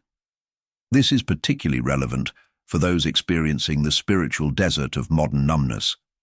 Active imagination provides a direct path to encounter the sacred within your own psychological structure, to discover that the divine is not absent from your experience, but hidden in the depths, waiting to be approached with the proper attitude of openness and respect. The figures that emerge carry the wisdom of ages, the accumulated insight of human encounter with mystery, the living symbols that connect individual experience to universal patterns of meaning. But the practice demands patience and persistence. The rational mind, trained to seek immediate answers and concrete solutions, may grow frustrated with the indirect symbolic communication of the unconscious. You must learn to appreciate the language of metaphor and image, to value insight that comes not as clear instruction, but as poetic revelation that unfolds its meaning gradually over time. The figures may speak in riddles, appear in dreams, communicate through synchronicities that bridge inner and outer worlds, The integration of insights from active imagination into daily life becomes its own art. The wisdom received in dialogue with inner figures must be translated into practical action, conscious choice, lived reality. The shadow's gift of vitality must be channeled constructively. The anima's call to authenticity must be embodied in real relationships and creative expression. The wise figure's guidance must inform actual decisions and life direction. This integration process requires ongoing attention and commitment, the willingness to let inner work transform outer circumstances. Active imagination also reveals the essentially creative nature of the psyche itself. The figures that emerge are not preset recordings, but living symbols that adapt to your changing circumstances and developmental needs. They grow and evolve as you do, offering new perspectives as old conflicts resolve and new challenges emerge. This ongoing creativity of the unconscious speaks to the fundamental aliveness of the psyche, its capacity for renewal and regeneration, even in the midst of apparent stagnation. The practice becomes particularly powerful when approached as a form of sacred dialogue, a conscious participation in the mystery of psychological transformation. You learn to create ritual space for these encounters, to approach them with the reverence they deserve, to receive their gifts with gratitude and humility. The numbness that once felt like spiritual death begins to reveal itself as preparation for rebirth, the emptying that must precede new fullness. Through sustained engagement with active imagination, you begin to experience what Jung called a transcendent function, a bridge between conscious and unconscious that enables genuine psychological transformation. The rigid patterns that maintain numbness begin to soften as new possibilities emerge from the dialogue between different aspects of the total personality. You discover that healing comes not through elimination of symptoms, but through integration of previously unconscious content, through learning to dance consciously with all the figures that populate your inner world. This dance of consciousness and unconscious, of ego and shadow, of personal will and archetypal wisdom, becomes the ongoing work of individuation. Active imagination provides the forum where this dance can be conducted consciously, where the various aspects of self can meet in dialogue rather than conflict. The numbness that once seemed like a dead end begins to reveal itself as a crossroads, a place where old patterns dissolve and new configurations of self become possible. The ultimate gift of active imagination is the recognition that you are not alone in your journey toward wholeness. The figures that emerge from the unconscious are not foreign invaders, but aspects of your own deeper nature, allies in the work of becoming who you truly are. They carry the wisdom you need for your healing, the energy you need for your growth, the guidance you need for your unique path of individuation. Learning to dialogue with them consciously transforms the entire landscape of inner life, replacing the monologue of ego with the rich chorus of the total personality seeking expression and integration. In this sacred conversation between conscious and unconscious, between known and unknown aspects of self, the seeds of genuine transformation are planted. The numbness that once felt like death begins to reveal itself as the pregnant void from which new life emerges. Through the ancient art of active imagination adapted for contemporary consciousness, you discover that healing is not something that happens to you, but something you participate in consciously, a collaborative creation between all the aspects of your being that seek wholeness and authentic expression. Deep within the architecture of human consciousness lies a function that modernity has nearly forgotten, but which Jung recognized as essential to psychological health: the religious function of the psyche. This is not religion as doctrine or institution, but the soul's innate orientation toward the sacred, its natural hunger for meaning that transcends the material boundaries of existence. Your numbness may be the soul's quiet rebellion against a world that has forgotten the numinous, against a culture that reduces the miracle of consciousness to mere neural firing and reduces your infinite complexity to economic productivity and social utility. When Jung spoke of the religious function, he was pointing to something primordial in human nature, an instinctual drive toward transcendence that operates as naturally as the drive for food or shelter or love. This function seeks not belief but direct experience, not dogma but living encounter with the mystery that consciousness represents in an otherwise unconscious cosmos. It is the part of you that knows, without rational proof, that you are more than the sum of your biological processes, more than the roles society assigns you, more than the narrative your ego constructs to maintain its fragile sense of control. The numbness that settles over contemporary life often carries within it a profound spiritual homesickness, the soul's longing for connection to something greater than the narrow confines of personal existence. In a culture that has systematically eliminated the sacred from daily experience, that has reduced wonder to scientific explanation and meaning to market value, the religious function of the psyche becomes like a sense organ deprived of its proper nourishment. It begins to atrophy, leaving behind a peculiar emptiness that no amount of material success or social achievement can fill. This spiritual starvation manifests not as dramatic crisis, but as a subtle graying of experience, a flattening of the emotional landscape that leaves you going through the motions of living without feeling deeply connected to the mystery of being alive. You wake each morning to the same routines, pursue the same goals, interact with the same superficial level of engagement, all while something deeper in you grows increasingly restless and dissatisfied. The world becomes disenchanted, drained of the magical quality that children naturally perceive and that mystics spend lifetimes trying to recapture. Jung understood that this disenchantment was not evolution, but devolution, a regression from the natural human capacity to perceive meaning and sacredness in the fabric of existence itself.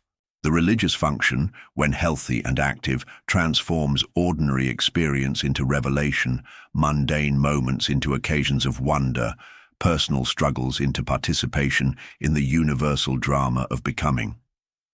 Without this function, life loses its depth dimension, its connection to the timeless patterns that give individual existence its larger significance. The religious function operates through what Jung called the numinous experience, moments when ordinary consciousness is touched by something that feels both utterly foreign and deeply familiar, both transcendent and intimately personal. These are not necessarily dramatic mystical experiences, though they can be. More often, they are quiet recognitions of meaning that arise spontaneously, the sudden awareness of your connection to the natural world while watching a sunrise, the profound sense of being held by something greater during times of loss or transition, the inexplicable knowing that emerges in moments of creative breakthrough or deep love. These numinous moments serve as food for the religious function, evidence that consciousness itself is shot through with mystery, that the boundary between inner and outer worlds is far more permeable than rational thought assumes. They remind you that you exist within a living cosmos, not a dead mechanism, that your individual awareness is a unique aperture through which the universe becomes conscious of itself. This recognition carries with it a sense of both profound responsibility and infinite possibility. You are not merely a consumer of experiences, but a co-creator in the ongoing emergence of meaning.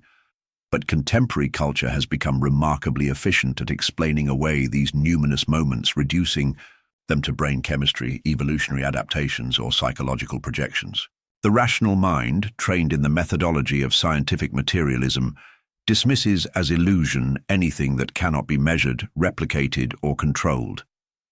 This reductionist approach, while valuable within its proper domain, becomes destructive when applied to the religious function, which operates in dimensions of experience that transcend the reach of purely rational analysis. The result is a kind of spiritual anemia that shows up as numbness, meaninglessness, and a pervasive sense of disconnection from the deeper currents of life.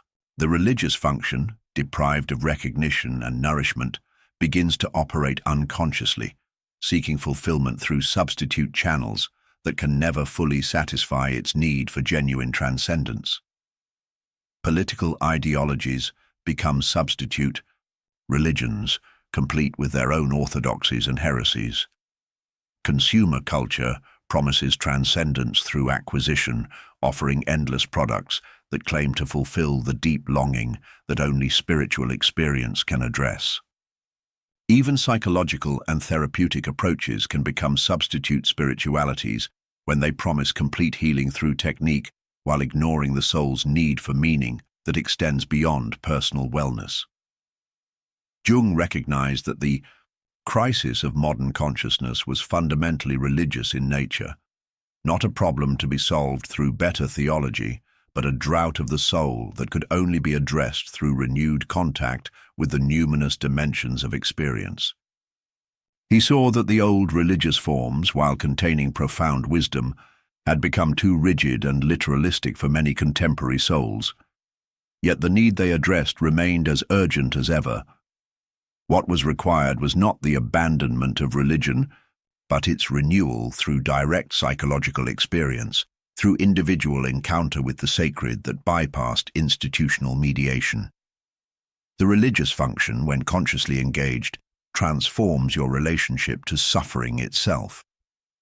Instead of viewing difficult experiences as meaningless obstacles to be overcome as quickly as possible, you begin to recognize them as initiations, opportunities for deepening and growth that connect you to the universal human experience of transformation through ordeal. The numbness you may be experiencing is not simply a symptom to be eliminated, but a dark night of the soul, a necessary stripping away of superficial attachments that precedes genuine spiritual renewal. This reframing of suffering requires what Jung called a religious attitude, not belief in specific doctrines, but openness to the possibility that your personal struggles participate in larger patterns of meaning, that your individual journey of healing and growth serves purposes that extend beyond your personal comfort and success. This attitude allows you to approach your own psychological symptoms with curiosity rather than mere resistance, to ask not only, how can I feel better, but what is trying to emerge through this difficulty? What is my suffering trying to teach me? How does my individual healing serve the larger healing of the world? The religious function also awakens what Jung called the transcendent function, the psyche's capacity to bridge opposites, to find creative solutions that honor competing truths without collapsing into either-or thinking. This function becomes particularly important when dealing with the paradoxes that spiritual awakening inevitably presents. How do you honor both your individual needs and your connection to the whole? How do you embrace both acceptance and the drive for positive change? How do you hold both the reality of suffering and the possibility of joy?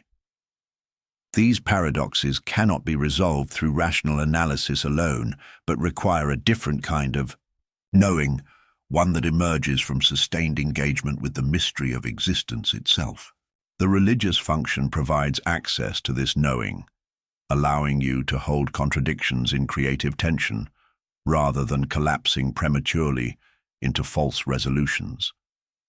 This capacity becomes essential for navigating the complexities of authentic, spiritual life, which rarely offers the clear-cut answers that rational thought demands. The awakening of the religious function also transforms your relationship to time itself. Instead of experiencing life as a linear progression from birth to death punctuated by achievements and failures, you begin to sense your participation in cyclical patterns that connect you to the eternal dimension of existence. Your personal story becomes embedded in the larger story of consciousness evolving through individual forms, each life a unique experiment in awareness, each death and rebirth, whether literal or metaphorical, part of an infinite dance of becoming. This expanded, temporal perspective offers profound comfort to souls suffering from the existential anxiety that underlies much contemporary numbness. The fear of meaninglessness that haunts modern consciousness begins to dissolve when you recognize your individual existence as a precious but temporary flowering of something eternal and indestructible. You are not merely a brief accident in an indifferent universe, but a unique expression of the universe's own drive toward consciousness, creativity, and love. Jung understood that this recognition could not be forced or manufactured through belief alone, but had to arise through direct experience, through moments when the boundary between self and cosmos becomes transparent, and you glimpse the fundamental unity that underlies apparent separation. These moments of religious experience validate themselves. They carry a quality of absolute conviction that needs no external confirmation. You know them not through faith, but through immediate recognition, the way you know the taste of water or the feeling of your own breath. But such experiences, while transformative, are typically brief and cannot be sustained through effort alone. The religious function requires ongoing cultivation through practices that keep you open to the numinous dimension of existence. This might involve meditation, prayer, creative expression, time in nature, service to others, or simply maintaining an attitude of reverent attention to the ordinary miraculous moments that fill every day. The specific form matters less than the underlying intention to remain available to mystery, to resist the rational mind's tendency to explain away the inexplicable. The religious function also awakens what Jung called the God image, an archetypal pattern within the psyche that serves as a bridge between conscious and unconscious, personal and transpersonal, finite and infinite. This image is not a concept or belief, but a living symbol that evolves throughout your life, reflecting your deepening understanding of the sacred dimension of existence. For some, it may take traditional religious forms, while for others it might manifest as the self, the Tao, the ground of being, or simply as an unnamed presence that seems to guide and sustain consciousness itself. This God image serves as an organizing principle within the psyche, providing a center around which the various aspects of personality can arrange themselves in meaningful relationship. It offers what Jung called a unifying symbol that helps integrate the competing drives, desires, and potentials that constitute human nature. Without such a center, consciousness tends to fragment into conflicting subsystems, each pursuing its own agenda without regard for the welfare of the whole. The numbness that characterizes much contemporary experience often reflects this fragmentation. The absence of any unifying principle strong enough to organize the complexity of modern life into coherent meaning. The religious function, when active, provides this organizing principle not as external authority, but as inner recognition of the sacred dimension that permeates all existence. This recognition transforms how you relate to everything from daily routines to major life decisions, infusing ordinary activities with a sense of participation in something infinitely meaningful. Jung also recognized that the religious function has both personal and collective dimensions.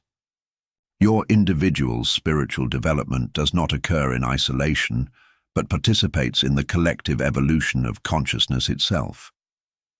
The insights you gain through personal spiritual work contribute to the larger pool of human wisdom, while the spiritual achievements of others become available to support your own journey. You are both student and teacher in the great university of consciousness, exploring itself through countless individual perspectives. This collective dimension adds another layer of meaning to personal spiritual experience. Your struggles with meaninglessness and numbness are not merely personal pathology, but symptoms of a larger spiritual crisis that affects contemporary civilization as a whole. Your individual healing becomes a contribution to the healing of the world, your personal awakening a small but significant step in the evolution of human consciousness toward greater wisdom, compassion, and integration. The religious function also transforms your relationship to death, both the literal death that awaits every physical form and the many symbolic deaths that mark the stages of psychological development. Instead of experiencing death as absolute termination, you begin to recognize it as transformation, as the dissolution of one form of consciousness that allows for the emergence of another. This recognition does not eliminate the grief and fear that naturally accompany loss, but it places these emotions within a larger context that allows for acceptance alongside sorrow. Your own numbness, viewed from this perspective, may be understood as a form of death. The death of old patterns of meaning that no longer serve your growth. The dissolution of false identities that have kept you separated from your authentic nature. The emptiness you experience is not void but fertile ground, not absence but pregnant potential awaiting the right conditions for new growth. The religious function provides the patience and faith necessary to endure such deaths without premature resurrection, trusting that the darkness serves an essential purpose in the cycle of spiritual development. But the awakening of the religious function also brings its own challenges and temptations. The experiences it provides can become sources of spiritual pride, leading to inflation rather than genuine humility. The certainty that accompanies numinous experience can harden into dogmatism that closes off further growth. The sense of being specially chosen or enlightened can create separation from others rather than deeper compassion and connection. Jung was acutely aware of these dangers and emphasized the importance of what he called the religious attitude as opposed to religious experience per se. This attitude involves maintaining openness to mystery while avoiding premature closure, embracing the gifts of spiritual insight while remaining grounded in ordinary human reality, accepting the authority of inner experience while retaining critical judgment about its interpretation and application. The religious function, when mature and integrated, leads not to escape from human limitations, but to their conscious acceptance and transformation. You do not transcend your humanity, but discover its sacred dimension, not overcome your individual nature, but recognize it as a unique expression of universal consciousness. This integration allows you to live simultaneously as a particular person with specific needs and limitations, and as an expression of something infinite and eternal. This paradoxical existence, fully human and fully connected to the transcendent, represents the goal toward which the religious function naturally moves. You learn to find the eternal within the temporal, the infinite within the finite, the sacred within the ordinary. Every moment becomes potentially revelatory, every encounter an opportunity for deeper recognition of the mystery that animates all existence. The numbness that may have brought you to this exploration begins to reveal itself as the soul's way of creating space for this deeper recognition. Like the dark phase of the moon that precedes the new light, your emptiness creates the silence necessary for hearing the subtle voice of the sacred speaking through the midst of ordinary experience. The religious function, once awakened, transforms this silence from absence into presence, from void into fullness, from death into the eternal renewal that is consciousness itself, discovering its own infinite nature through the unique aperture of your individual awareness. This transformation does not happen overnight, but unfolds gradually as you learn to trust the wisdom of your own spiritual instincts, to honor the numinous experiences that arise spontaneously, to create space in your life for mystery and wonder. The religious function, like any psychological function, strengthens through conscious use and attention. The more you recognize and value its operations, the more available it becomes as a source of meaning, guidance, and renewal in your daily life. Through the awakening of this function, you discover that spirituality is not something you add to your life, but something you uncover within it, not an escape from human existence, but its deepest dimension, not a belief system you adopt, but a recognition of what you have always been. Consciousness itself, playing at being individual for a brief cosmic moment, then awakening to remember its eternal nature while still embracing the precious gift of temporary form. The journey from numbness through awareness to wholeness is not a straight path with a clear destination, but a spiral that returns us again and again to ourselves, each time with deeper understanding, each revolution carrying us closer to the center of what we truly are. Jung's final and perhaps most profound insight was that the goal of psychological development is not the elimination of suffering, but its conscious integration, not the escape from the human condition, but its full embrace.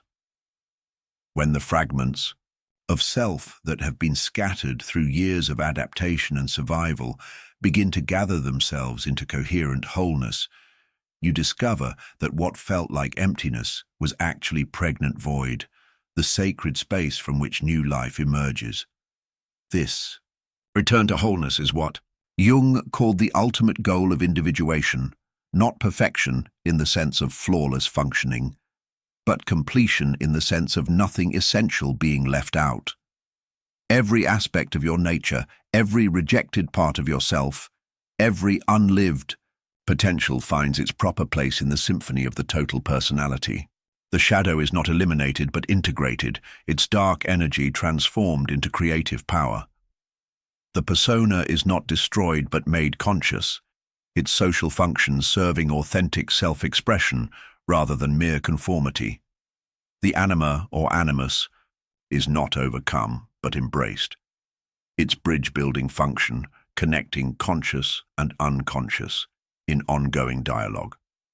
This integration does not happen through will or effort alone, but through what Jung recognized as the natural healing tendency of the psyche itself, its innate drive toward balance, wholeness, and self-realization.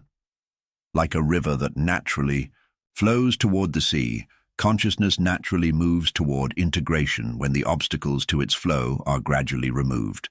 Your task is not to force this process, but to cooperate with it, to recognize and remove the dams of resistance, judgment, and fear that block the natural current of becoming. The numbness that may have initiated your journey begins to reveal its deeper purpose as this integration unfolds. What seemed like pathology was actually protection, the psyche's way of creating necessary distance from overwhelming experiences until you develop the strength to face them consciously. What felt like disconnection was actually preparation, the emptying out of false identities and superficial attachments to make space for more authentic ways of being. What appeared to be spiritual death was actually gestation, the dark, enclosed period of transformation that precedes emergence into new life. This recognition transforms your entire relationship to difficulty and challenge. Instead of seeing symptoms as enemies to be conquered, you begin to understand them as messengers carrying information about what needs attention, healing, or integration. The anxiety that once felt like pure torment reveals itself as the voice of unlived potential, seeking expression. The depression that seemed like absolute darkness shows its face as the soul's demand for greater depth and authenticity. The confusion that felt like mental chaos becomes recognized as the natural disorientation that accompanies any genuine transformation. Enantiodromia, the psyche's tendency to convert into its opposite, becomes not just a theoretical concept, but a lived reality. From the depths of numbness comes exquisite sensitivity. From the experience of meaninglessness emerges profound purpose. From the darkness of despair is born radiant joy. But these opposites do not simply replace each other in linear succession.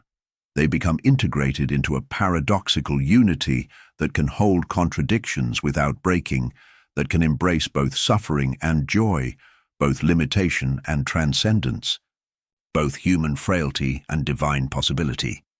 This capacity to hold opposites consciously represents a fundamental shift in the structure of consciousness itself. The either-or thinking that characterizes ego consciousness gives way to both and awareness that can appreciate complexity, nuance, and paradox. You no longer need to be either strong or vulnerable, either independent or connected, either rational or intuitive. You can be strong enough to be vulnerable, independent enough to be truly intimate, rational enough to trust intuitive wisdom. This integration of opposites creates what Jung called the transcendent function, a new level of consciousness that emerges from the creative tension between contradictory aspects of experience. The return to wholeness also involves a profound shift in your relationship to time and personal history. The linear narrative of progress and regress, success and failure, gives way to a cyclical understanding that recognizes the eternal patterns underlying temporal existence. Your personal story becomes embedded in the larger story of consciousness evolving through countless individual forms, each life a unique experiment in awareness, each challenge an opportunity for the universal to know itself more fully through particular experience. From this perspective, nothing in your life has been wasted or meaningless. Every experience, however painful or confusing, has contributed to the unique configuration of wisdom, compassion, and understanding that you represent. The mistakes you made were necessary learning opportunities. The relationships that ended taught you about love and loss. The dreams you abandoned cleared space for truer callings to emerge. Even the numbness you may have experienced served its purpose in protecting your essential nature until the conditions were right for its full expression. This recognition brings what Jung called amor fati, love of fate, acceptance of everything that has brought you to this moment of recognition. Not passive resignation, but active embrace of your entire history as necessary for your becoming. The fierce love that can look back on a life of struggle and say yes to all of it, recognizing that every twist and turn of the path has been essential for arriving at this particular quality of understanding and compassion. But wholeness is not a static state once achieved, never to be lost. It is a dynamic process of ongoing integration, a continuous dance between conscious and unconscious, known and unknown, familiar and mysterious. New aspects of self continue to emerge throughout life. New challenges call forth previously unknown capacities. New stages of development require fresh integration of competing forces. The spiral of becoming never ends. It simply grows wider and deeper with each revolution. This understanding releases you from the tyranny of spiritual perfectionism, the belief that enlightenment is a permanent state of blissful awareness, unmarked by human limitation or struggle. Instead, you discover what Jung called the ordinary enlightenment of conscious living, the ongoing practice of bringing awareness to whatever arises, accepting both light and shadow as equally sacred expressions of the totality you are. The integration process also transforms your relationship to others and to the world around you. As you become more whole within yourself, the projections that once clouded your perception begin to withdraw. You see others more clearly as separate, beings with their own valid perspectives rather than as extensions of your own psychological content. This withdrawal of projections does not create distance, but enables genuine intimacy, the ability to love and be loved for who you actually are rather than who you might imagine yourself or others to be. Your capacity for compassion deepens as you recognize in others' struggles the same fundamental challenges you have faced in your own journey toward wholeness. The judgment that once seemed necessary for maintaining your own stability gives way to understanding born of personal experience with the complexity of being human. You can hold space for others' darkness because you have learned to hold space for your own. You can offer genuine support because you know from the inside what it means to struggle with meaning, purpose, and authentic self-expression. This expansion of compassion extends beyond personal relationships to embrace your connection to the natural world and to the collective human struggle for consciousness and meaning. You begin to recognize your individual healing as inseparable from the healing of the larger systems of which you are part. Your personal integration contributes to the integration of your family, community, and species. Your individual awakening serves the awakening of consciousness itself as it evolves through countless forms toward greater wisdom, love, and creative expression. The practical implications of this recognition are profound. Your work in the world, whether paid employment or volunteer service, begins to reflect your authentic nature rather than merely meeting external expectations. Your relationships become vehicles for mutual growth and support rather than arenas for unconscious projection and manipulation. Your creative expression emerges from genuine inspiration rather than ego-driven ambition. Your spiritual practice becomes not an escape from ordinary life, but a way of sanctifying every moment with conscious attention and reverent appreciation. But perhaps most importantly, you develop what Jung called a philosophical attitude toward life, the capacity to hold your personal experience within the larger context of universal patterns and eternal questions. Your individual suffering and joy become conscious participation in the cosmic dance of becoming. Your particular challenges and gifts are recognized as unique contributions to the infinite experiment of consciousness exploring itself through form. This philosophical attitude does not minimize the reality of personal pain or make light of genuine difficulties. Instead, it provides a context large enough to hold both suffering and meaning, both limitation and transcendence, both human frailty and divine possibility. You can grieve your losses fully while recognizing them as part of the universal rhythm of attachment and letting go. You can celebrate your achievements without inflation, knowing them as temporary manifestations of eternal creativity expressing itself through your particular form. The new beginning that emerges from this integration is not a return to innocence, but an arrival at what Jung called informed naivety, the wisdom that comes full circle to embrace simplicity while carrying the depth that only experience can provide. You rediscover the wonder and spontaneity of childhood, but now supported by the hard-won understanding of maturity. You can be playful without being frivolous, serious without being grim, committed without being rigid.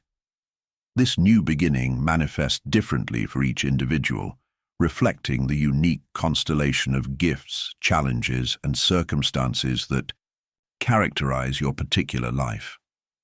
For some, it may involve dramatic external changes, new career, new relationships, new locations that better reflect authentic identity. For others, it may appear as subtle internal shifts that transform familiar routines and relationships from within. The specific form matters less than the underlying quality of consciousness that emerges, more integrated, more compassionate, more creatively responsive to whatever life presents. The wholeness toward which individuation moves is not perfection, but completion. The state in which nothing essential is excluded, nothing vital is rejected, nothing necessary is denied. This completion includes your strengths and weaknesses, your gifts and limitations, your successes and failures. As equally important aspects of the total configuration that you are, it is not the wholeness of having everything you want, but the wholeness of wanting everything you have, not in passive acceptance, but in active embrace of the unique experiment in consciousness that your life represents.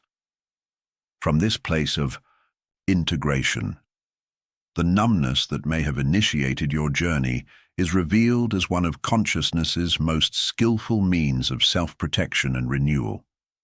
Like the winter that precedes spring, like the dark phase of the moon that precedes new light, like the dissolution that precedes creative reorganization, your emptiness created the necessary space for more authentic ways of being to emerge. What felt like death was actually gestation. What seemed like ending was actually beginning.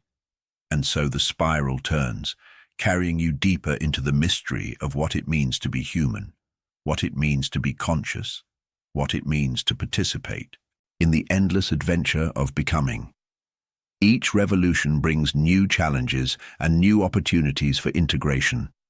Each return to yourself is a return with greater wisdom, deeper compassion, and more refined capacity for love. The journey never ends, but the quality of the traveling is transformed by the recognition that you have always been whole. You are simply learning to recognize and embody the wholeness that was your birthright from the very beginning. This is the ultimate paradox of individuation. You become who you have always been. You discover what was never lost. You achieve what was already given.